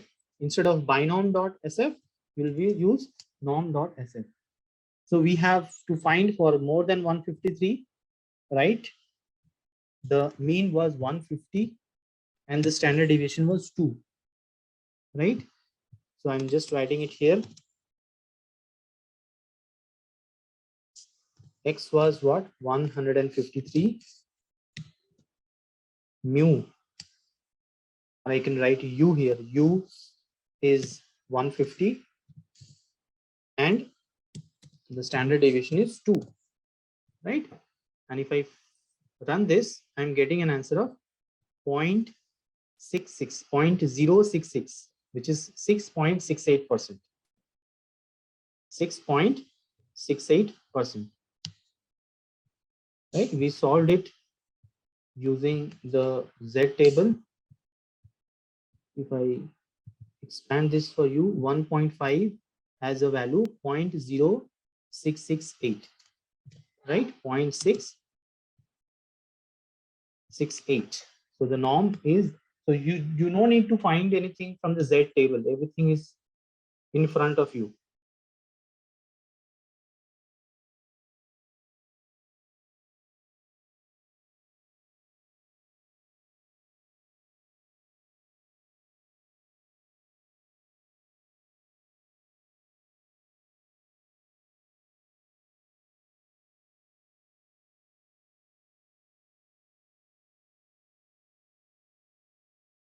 Hope you got it. Any question, do let me know. Okay, let's solve this. Ideally, we should get an answer of 68%, right? I'm just pasting it here.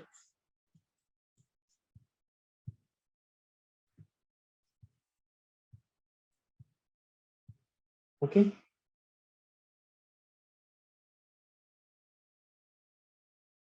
Now this is for two values, one for 152 and one for 158, right? Let's do this. So this is actually between, right? So in between, we can use the minus. We can use a minus. So change the value accordingly. I think this is going to be 148 because the lower range is 148 and the upper range is going to be 152,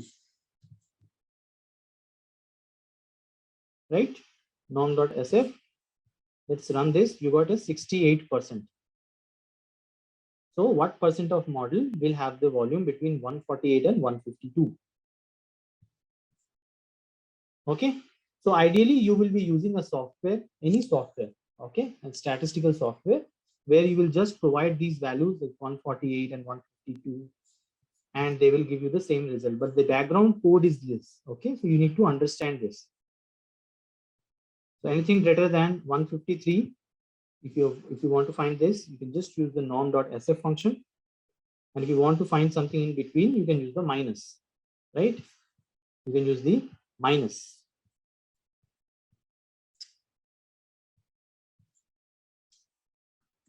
So this will be inclusive of 148 and 152 or exclusive, or how does it work? No, this will be inclusive.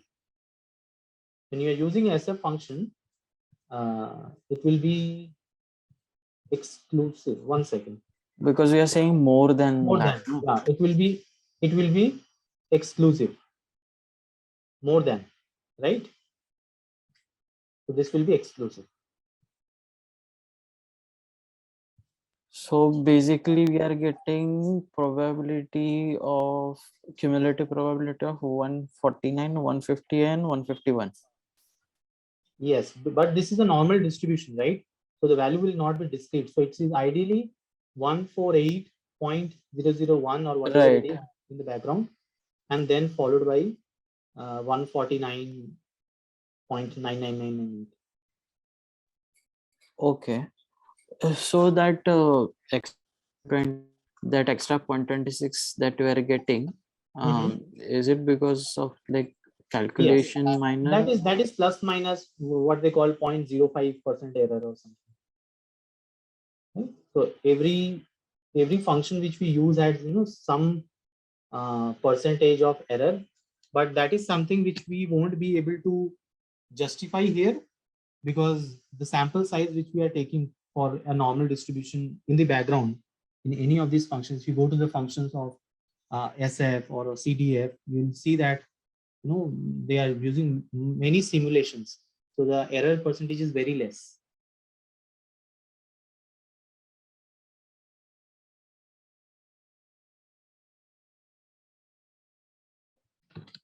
Okay, and the thing which we are talking about here is the range, which we will understand more when we are talking about the type 1 and type 2 error, because at that time we have to find the significance level and the confidence level. Sorry, can you repeat? Yeah, what I'm saying is the values which we are taking here, right, is actually the volume. So for example, here the volume 148 and 152 cc. So these are very whenever we are considering 148 or 152, in between that the margin is very negligible. So whenever we are not including 148, it actually includes 148.001. So the margin is so less that it doesn't affect the probability here, maybe last 2 digits of the decimal.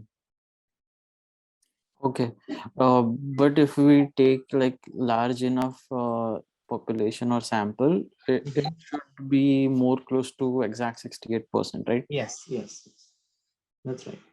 Okay. So the more you have the simulations, so for example, here I have taken for 10, and if I plot this for 10, this will not be a normal distribution. Like it will look like normal distribution, but not much. But as and when you increase the simulations, right, or the number of trials, it will become more normal and normal. See, this has become more normal. So it's the same for any of the scenario with your sample population. Okay.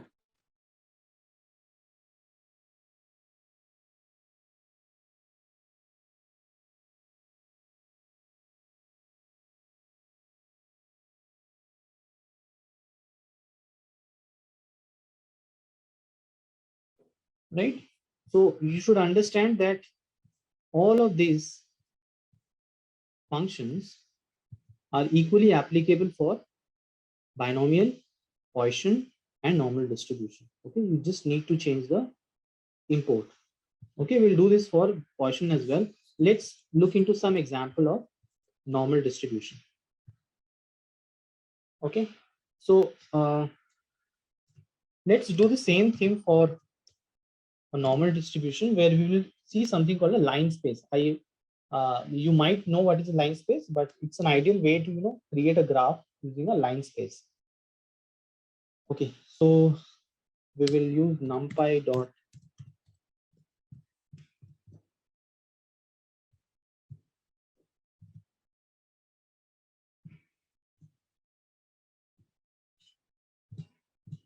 okay, I'm using the same formula here.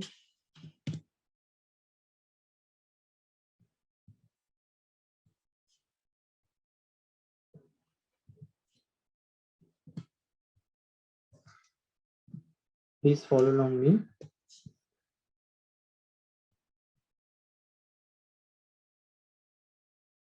Right, so it has created 13 values for you, right, starting from 144 to 156, and we are going to use this in order to plot a normal distribution function. Okay, y is to x dot say pdf, then use this, right.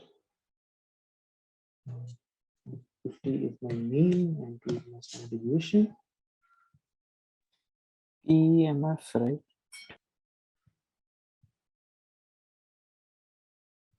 Probability distribution function, PDF. Okay. Okay, I'll tell you about this. Sorry. One is the mass function and the distribution function.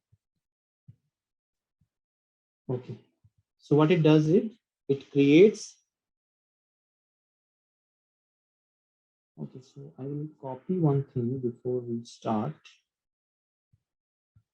because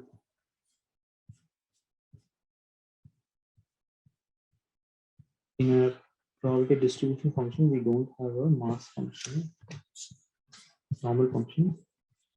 I will quickly paste this here. Right.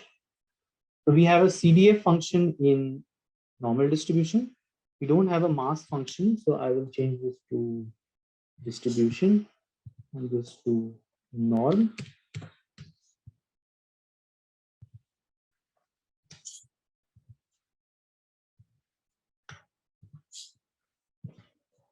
I will share this file with you today, but you don't have to write everything. We have a survival function, mean and the variance in the standard distribution, right?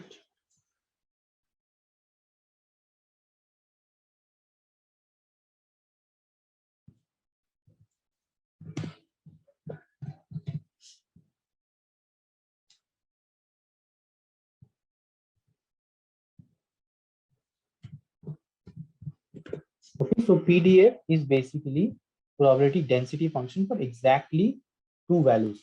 For example, exact value. Okay. So you can see I have created values from 144 to 156, which is basically the range for our normal distribution. So if you see, if I create a normal distribution with, if I create a normal distribution with mean of 150, we'll have something like this. 150 is your mean, and 156 will be your 3 standard deviation, and 144 will be minus 3 standard deviation.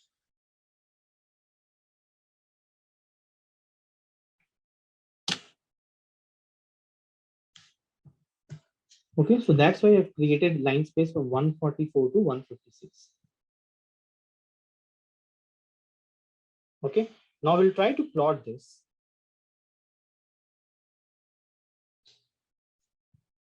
So we have the norm with the PDF. We can use the SMS dot line plot.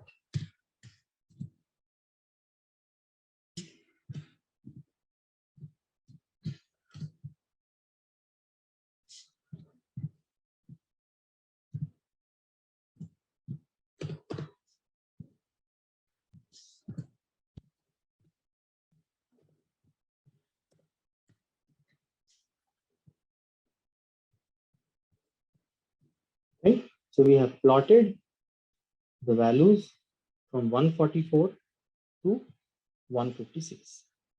Now from here you can see that the value for 150, which is this value, is going to be somewhere around 0.1994. So that's why it is near 0.2. Okay, so the maximum values you will get in this distribution is here. Right? So 19.9% data will lie in your 150. And likewise, so it starts with a very low number from 144. And as and when you reach your mean value, okay, it is going to peak at 19.9%. And then it is again going to slow down. So it's like an example where we are going to take 3 months or 4 months or 5 months of classes, right? And then every day we might join at 9 a.m. or we might join at 8:58 or 9:02, sometimes 9:10, right? But maximum number of days you are going to join at 9. Exactly, you are going to join at 9. So the maximum percentage will be this. So 20% of the time you will join at 9, which is the mean. For example, here it is mean 9. And then very less chances that you will be joining at say 9:15, right? And very less chances you will be joining at say 8:45. So this is a distribution which basically tells you the normal distribution, right, of any event, Since time is a continuous value, it is not defined by any range. I can join at any time, right? I can join at any time, but ideally I should join at 9. So this is a normal distribution function.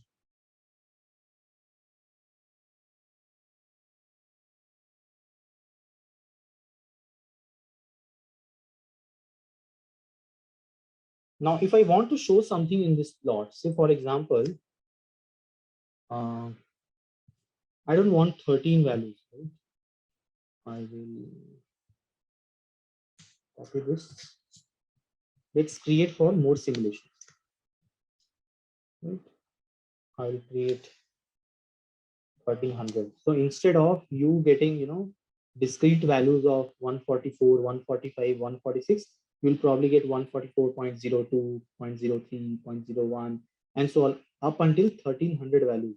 So you'll get 1300 values between 144 and 156. Okay, and then you again plot a normal density function. You form a density function. Okay, and I will copy this code again. I'll copy this code again.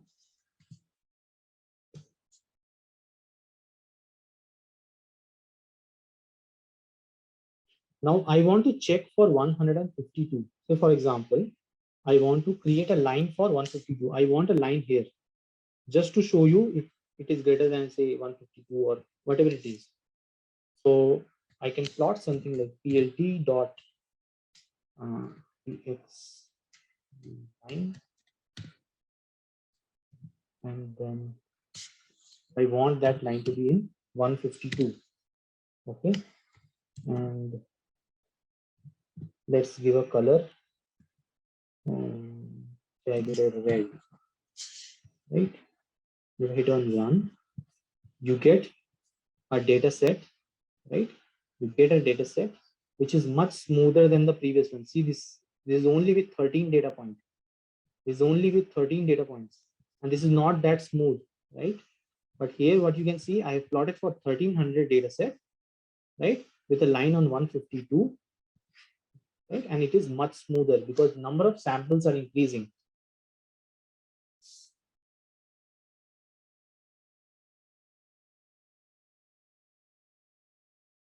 The number of samples are increasing. Any question? Any question before we move to the last one, which is the Poisson distribution? Since Poisson distribution and binomial distribution are pretty much similar, the only difference you all know, right? That's why I kept Poisson distribution at the end. Okay.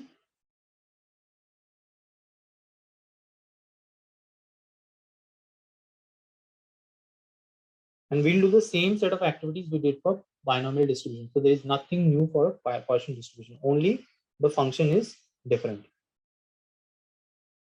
Let's start with the Poisson distribution. So we'll use the same technique. First, I will show you how to perform the same without the SciPy function. And then we will look into how to use the SciPy library. So I'll quickly copy some codes.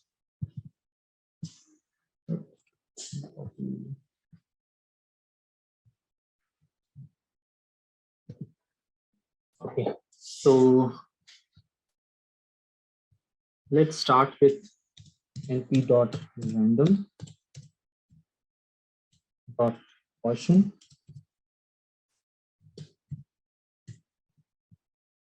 Right, and we'll use 3, 6. We'll generate an array, right? Generate an array for you. Now, if you go back to the Poisson function,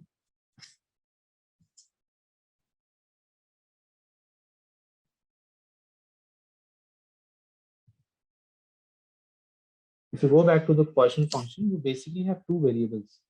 One is the mean number of success, right? And the next one is the actual number of success, right? So x and mu. So that is what we are simulating. So x and mu are two values which we'll use to create a Poisson distribution. So here we are using same. We have used two values, 3 and 6. And for that, it is generating random values for us. It is generating 6 values for us. Right? We'll understand this with,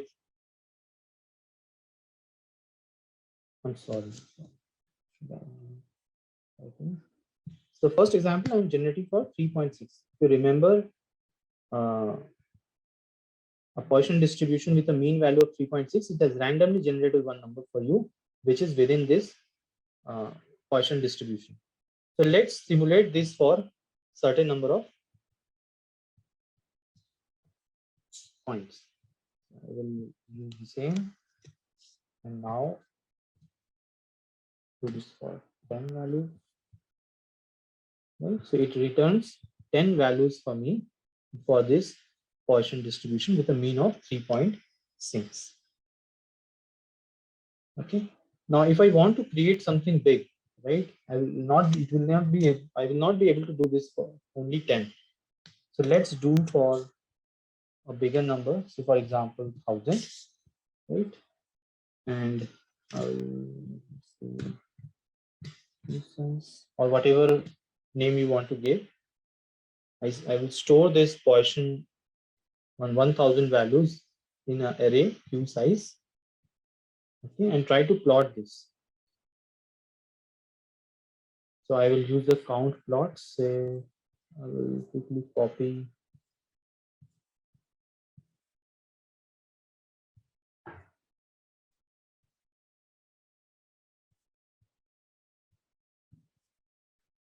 Okay, let me copy this.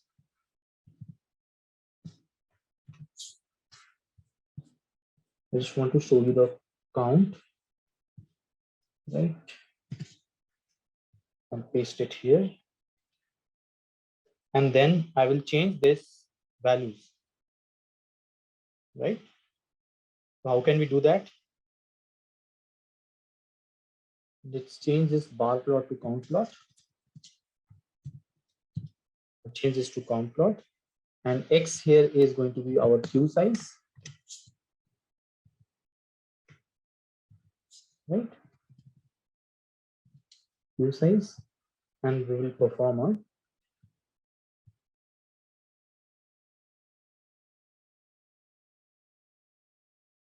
right, and this basically gives us the probability of so we are using a count plot here. So what does it tells you? It tells you that if I create a Poisson distribution with a mean of 3.6 using 1000 simulated results, so all of this, if you calculate, will add up to 1000.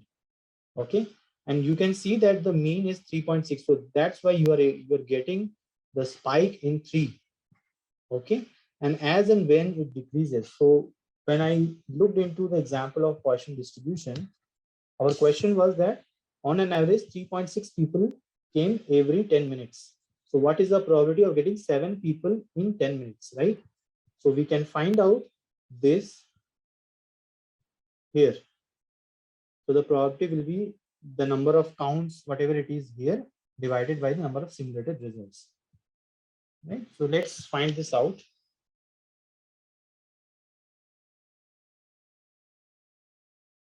If you have any question, do let me know.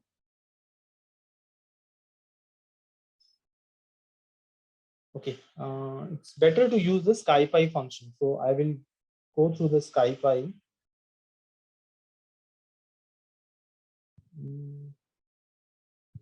So from here, from SciPy.stats,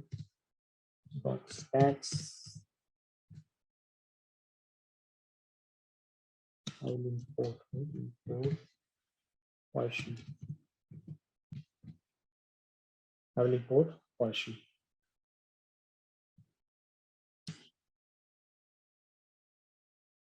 And let me copy the functions.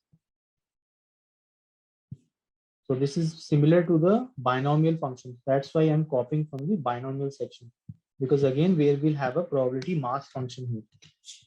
Very quickly paste this here.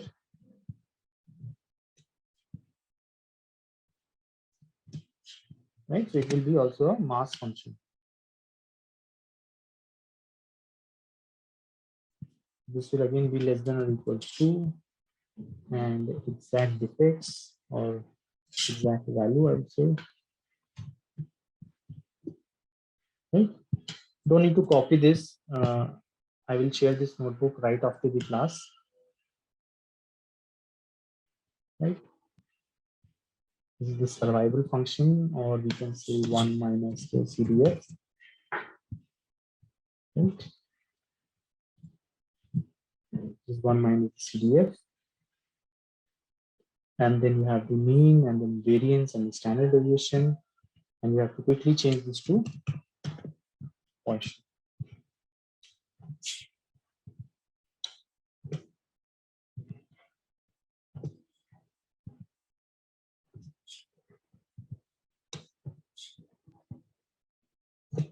Okay, I hope you all got it. Now I will quickly create a Poisson distribution for a mean of 3.6, and we are trying to find for 7 values. Okay, so since we are we want to find for an exact value, which is 7, I will use the PMF function here. So let's use this function. I'll just quickly copy this. And in here, you don't have 3 variables. You have only 2 variables. One is the number of values, which we can say k, and the mean, right? Or mu.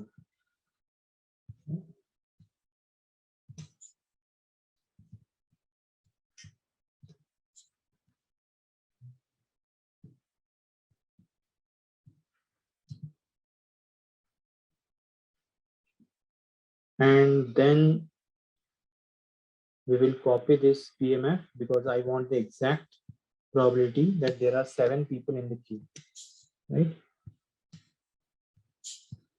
Just for your reference, I'm just copying the question again.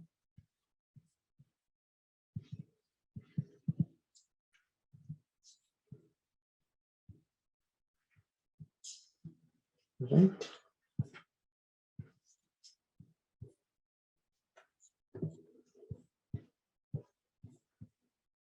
What is the probability of getting 7 people in 10 minutes? Right. So what is the K here? Can anyone tell me what is the K here? 7. 7, right. So we will use 7 here. Right. 7 and 3.6. 7 and mu is 3.6. Right. And I'm getting 0.424. If I go back, this is 0.424. Okay, so you are able to calculate the Poisson value, right? And if, say, for example, I ask you to find the mean, right? You know that the mean is going to be same. If you pass on 3.6, it's going to be 3.6 because the mean is going to be 3.6, right? So if you go back here and you check the Poisson distribution, the mean is actually mu, right? So whatever you pass is going to be your mean. And the same is for variance. So let's copy variance. The variance is again going to be 3.6, right? Because the formula says so, the variance is also the mean or the mu. Now, if you wish to find the standard deviation is going to be somewhere around root under of 3.6, right? Thus STD is going to be 3.6. So of 3.6 is 1.89. Obviously, root under 4 is 2, so 3.6 is somewhere around 1.89. Now let's simulate the result for some of the values. So we will create a graph for some range of values. I believe I use the A range again in binomial distribution.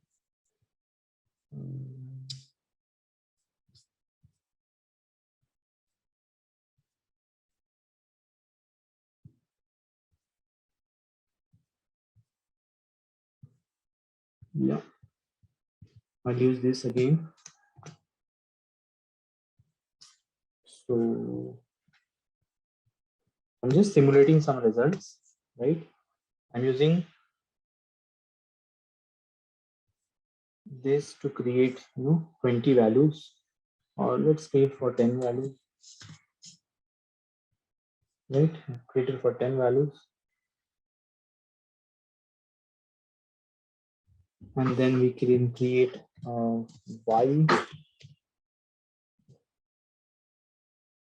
which is again can use a Poisson distribution. So Poisson dot PMF, and we can pass on these values. So a underscore ax, comma 2.6, right? So I'm going to find the exact probability of having no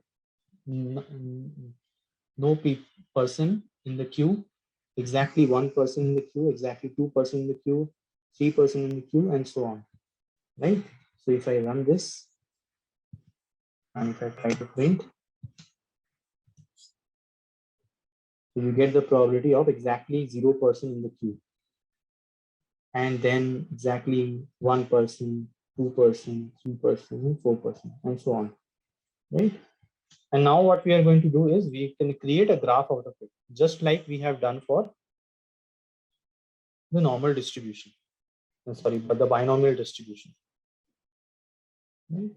So let's do the same. SNS dot bar plot. You can copy from above if you want, but I just also want to practice a bit. This for x comma y equals to y underscore x, right? And then we have plt dot show. And if I put on run, yes. So this is the probability PMF value. So exactly 1 is going to be this much, exactly 0 is going to be this much, 1 is this, 2 is this, 3 is this. As you can see, the peak is in the mean, so it is 3. Then again it decreases, and when it comes to 7, you are getting some values of this, right, which we already calculated in the previous version, which is 0.0424, 0.0424, right? And it decreases as the number increases. Now we can do the same thing if we want for a cumulative distribution function. I will just quickly change the distribution function here. I will quickly change this to a CDF. It is a cumulative. So instead of showing exactly 1, it will show you up to 1, and then up to 2, and up to 3.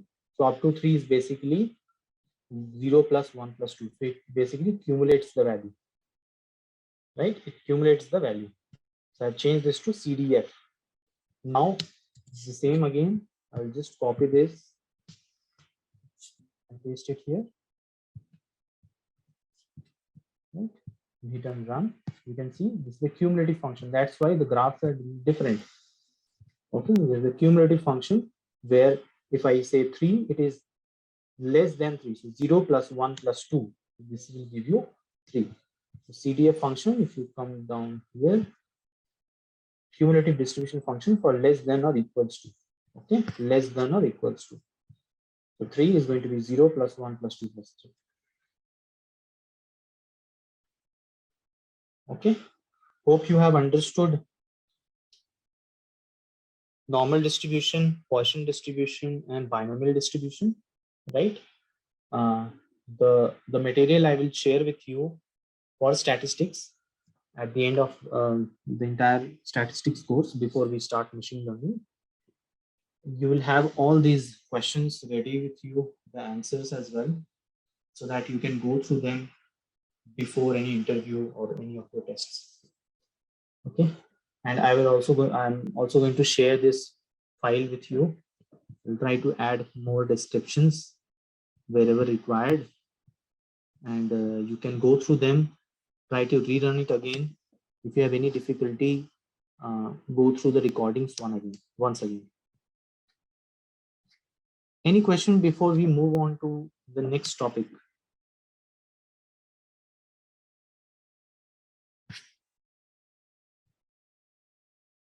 Since we have only 25 minutes of time, I will basically go through very basic of hypothesis testing, and the major part of it and implementation of it in Python will be done next week. Okay, shall we move on to the slides?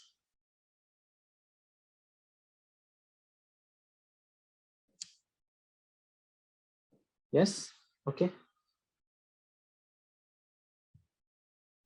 Sure. If you have any difficulty, don't shy away. Do ask me the questions.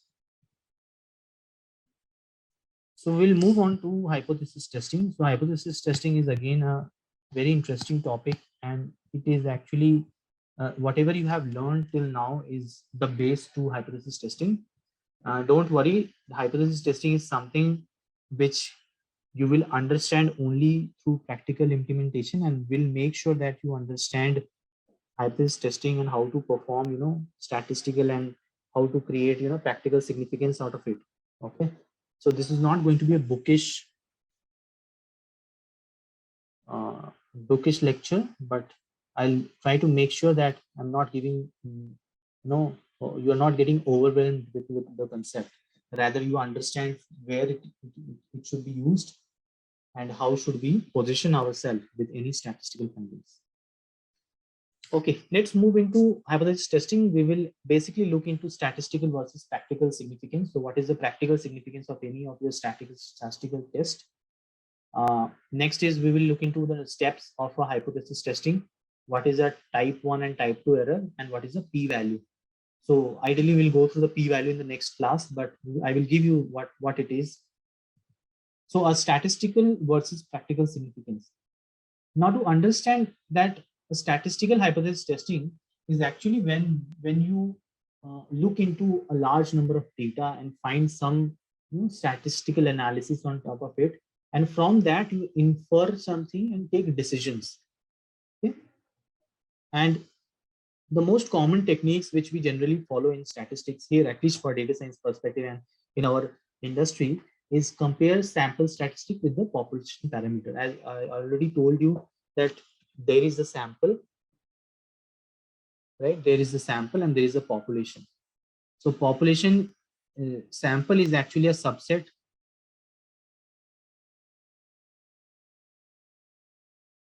of the entire population, right? And this sample which you take is called the statistic, not statistics, and this is we called as parameter, right? So compare the sample statistic with the population parameter. So whatever we infer from here, right, we compare this with the parameter of the population, and we generally compare two data sets in order to come to a conclusion. Okay, we'll go through this in the subsequent slides. So for example, let's look into a statistical significance, right? So in case of a perfume making company, okay, your mean volume is 150 cc and your standard deviation is 2 cc. So you are claiming that my product is having a volume of 150 cc of perfume, but it can have a standard deviation of 2 cc. So it can either be with a range of 148 to 152. Okay, one standard deviation. So ideally it should be in a range of 148 to 152. I hope this is clear now. One standard deviation is 2 cc, so that's why 150 minus 2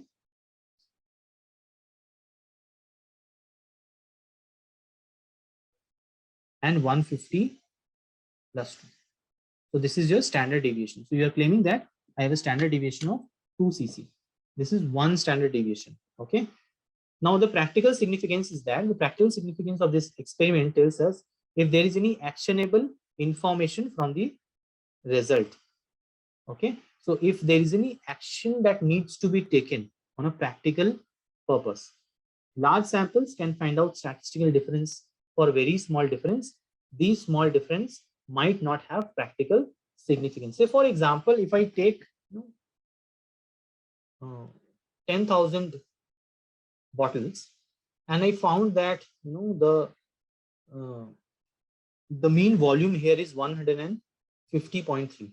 So that's fine, that's not a problem. Okay, so we don't need to stop the production and then tune our machine to make sure that it is again producing mean of 150 cc, right? So this is something which will make sure that it is not so whatever is your statistical significance is not having a practical significance. But for instance, if you see that the mean is 157, now you are giving 7 cc of perfume for every bottle, and this might have an impact on your revenue, right? And it will also hamper your production capacity, right? Your supply chain might get triggered. So a statistical significance is something from where we infer that whether you should take a practical approach out of it, whether you take any practical decision out of it, right? Let's understand this through hypothesis testing steps. So we will use this mean of 150 and standard deviation in the subsequent slides.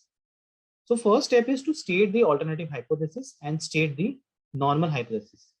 And then we will look into each of the 4 next steps one by one. So first understand what is the null and the alternate hypothesis, right? So whenever you understand or hear the term null hypothesis, always understand this from an example. Say for example, in a rule of law, any person is innocent, okay, whether he has committed a murder or even he has um, committed any sort of crime, financial crime, right? uh, the court will always make sure that the person is innocent. So this is your null hypothesis, right? This is your null hypothesis, that the person is innocent. Okay, so for your perfume example, it's going to be that my perfume volume is 150 cc, right? This is a normal practice. So null hypothesis is the person is innocent. The person is innocent, or my perfume volume is 150 cc. Okay, there is no deviation. Okay, my machine is totally fine. The alternate hypothesis is the person is guilty. You need to provide proof of this. Now, if the person is guilty, you have to provide the proof of this. So the government lawyer will come into picture and he will find out certain um, details about that particular person, evidence about that particular person, and it will uh, prove in front of the court that the person is guilty. So that is the alternative hypothesis. So in your scenario, the alternative hypothesis is going to be that the perfume volume is not 150, is not 150 cc, right? And you will provide evidence. How will you provide evidence? You will perform evidence through statistical examples. So you will perform all your analysis on top of some sample data, and you come to a conclusion that see, this is 157 cc and this is not 150 cc, right? A court conclusion is guilty or not guilty. So we have the power, or the person who is running the manufacturing unit has the power to accept whether your practical statistics is enough to stop the production unit and tune the machines, or rather we can go as it is, and then after some time when we see that the machine is not working well, or the mean is more than 152 or 153 based on some of our conclusion, we are not going to halt the production. Okay, so understand one thing from a court example. Null hypothesis is the person who is innocent. The person is always innocent in a null hypothesis. Alternate hypothesis is the person is guilty. Obviously you will showcase this through proof, and the court conclusion will be either to take it or not to take it. Either the person is guilty or not guilty or not innocent. Now, if in case the person is innocent or the person is guilty, the statistical terms which you use here is reject the null hypothesis, right? You either reject the null hypothesis, so you are rejecting that the person is innocent. You are failed to reject the null hypothesis, right? Not accept the null hypothesis, right? So there are only two scenarios for you, either to take or not to take, right? Either the person is innocent or is not innocent, right? Now coming to our bottling example, the machine is filling the bottles with 150 cc of oil. This is our null hypothesis. We won't assume anything else. We will say our machine is perfectly fine. This is your null hypothesis. The machine is filling the bottles with 150 cc oil. The alternate hypothesis is that the machine is not filling the bottles with 150 cc oil. Either it's filling 144 or 140 cc, right? Then your brand might get impacted, right? The customers will say that you are cheating us, right? And it might happen that 159 cc of perfume are getting filled, or oil is getting filled, right? So in that case, your revenue might get impacted, right? You will not be able to make much profit. So in both the scenarios, you have to understand these things.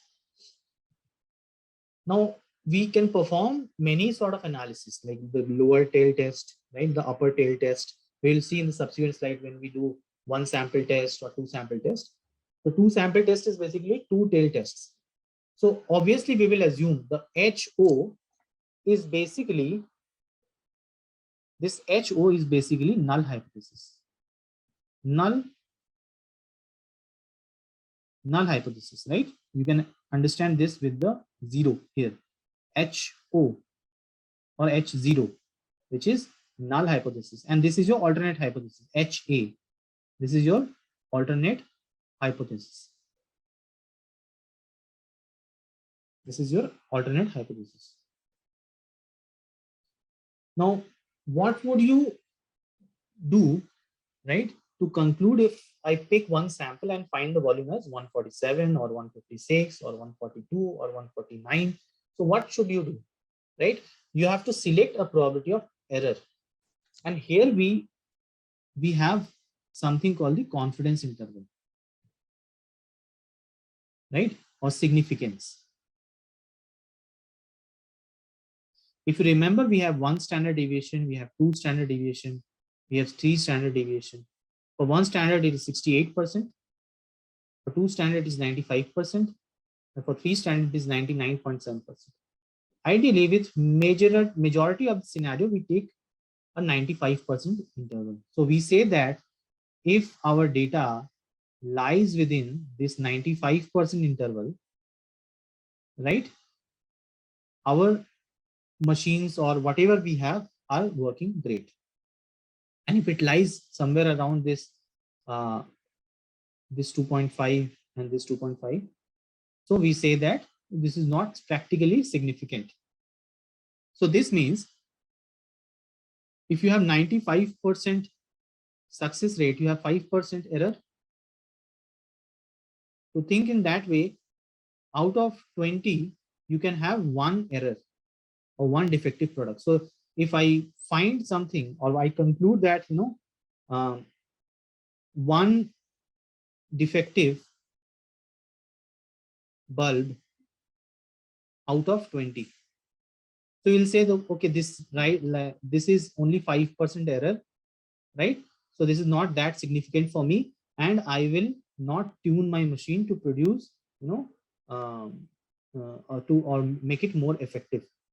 So this is one set of alpha level which we use. We'll go through all of these in the subsequent slide. Just wanted to give you a probability of error. What is the probability of error? Now, error can be of different types. Okay, error can be of different types. So when you are performing a test on our scenario, which is 150 cc, you can have two scenarios. One is the reality and one is the conclusion. So in reality, if your H is true, H0 is true, which means your machine is actually producing 150 cc of bottles, or the volume of bottles is 150 cc.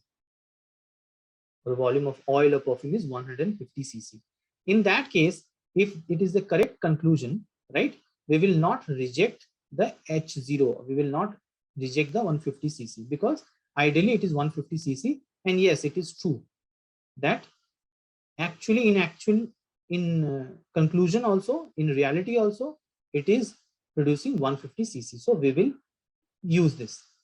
It might happen that it is not producing 150 cc, rather it is producing 143 cc, right?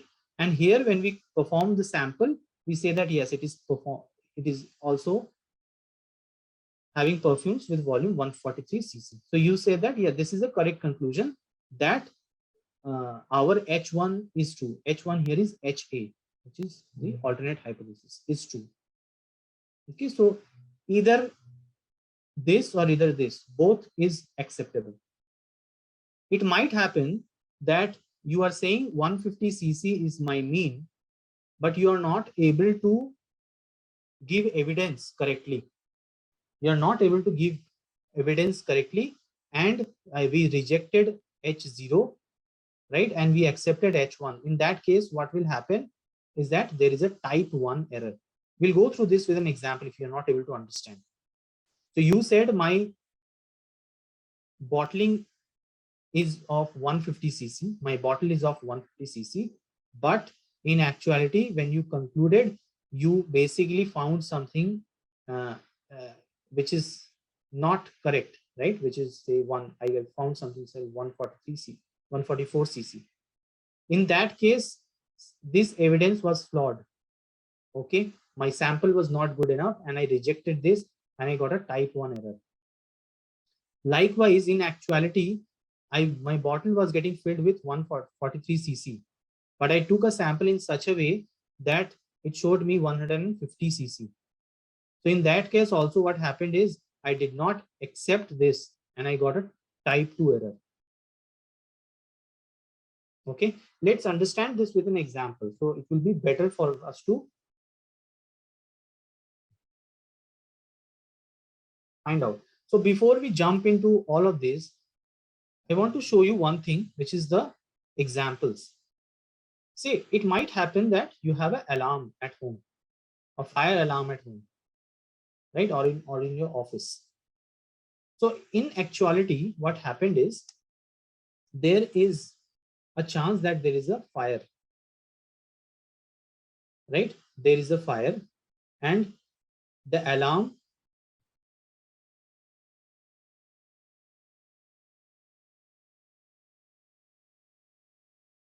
alarm didn't get triggered, right? And there might be a chance there is no fire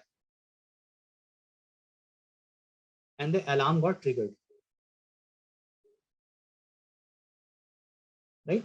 This is reality. Sorry. This is reality.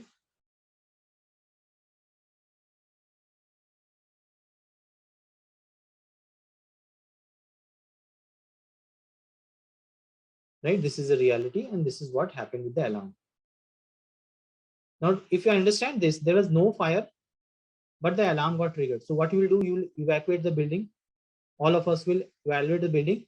And this is the case of false alarm, right? This is a case of false alarm. It might lead to some inconvenience, right? It might lead to some inconvenience. We have all seen this in mock drill in office, right? There is no fire, but the alarm got triggered. There was no fire, but the alarm got triggered. In here, if you see this,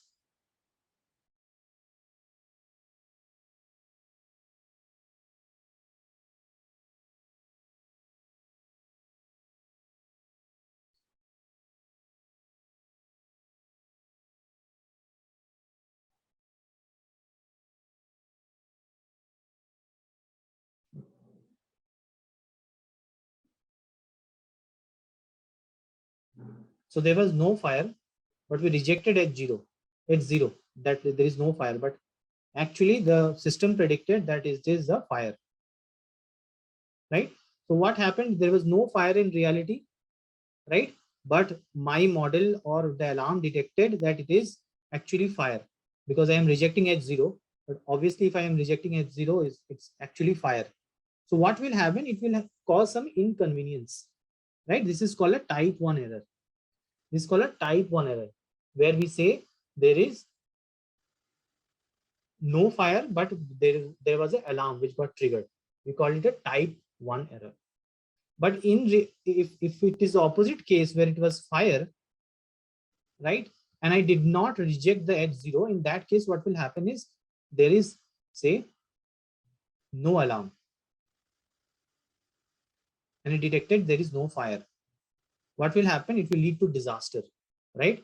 In actuality, there was a fire, but the alarm didn't got triggered. So this is a type 2 error. This is a type 2 error. So if you have a missed fire alarm leading to disaster, so it can lead to disaster. Okay, this is type 1 and type 2 error. The type 1 error we call it alpha, and type 2 error we call it beta. Okay, next day when we go through our sessions, we will again start from here just to make sure that we understand this, because this is the base of the confidence or the confusion matrix which we'll learn in machine learning. Okay, another situation might happen that innocent is declared as guilty, and the other situation is guilty is declared as innocent. Can someone tell me which is more disaster? out of the two, whether an innocent is declared guilty or guilty is declared as innocent in the rule of law?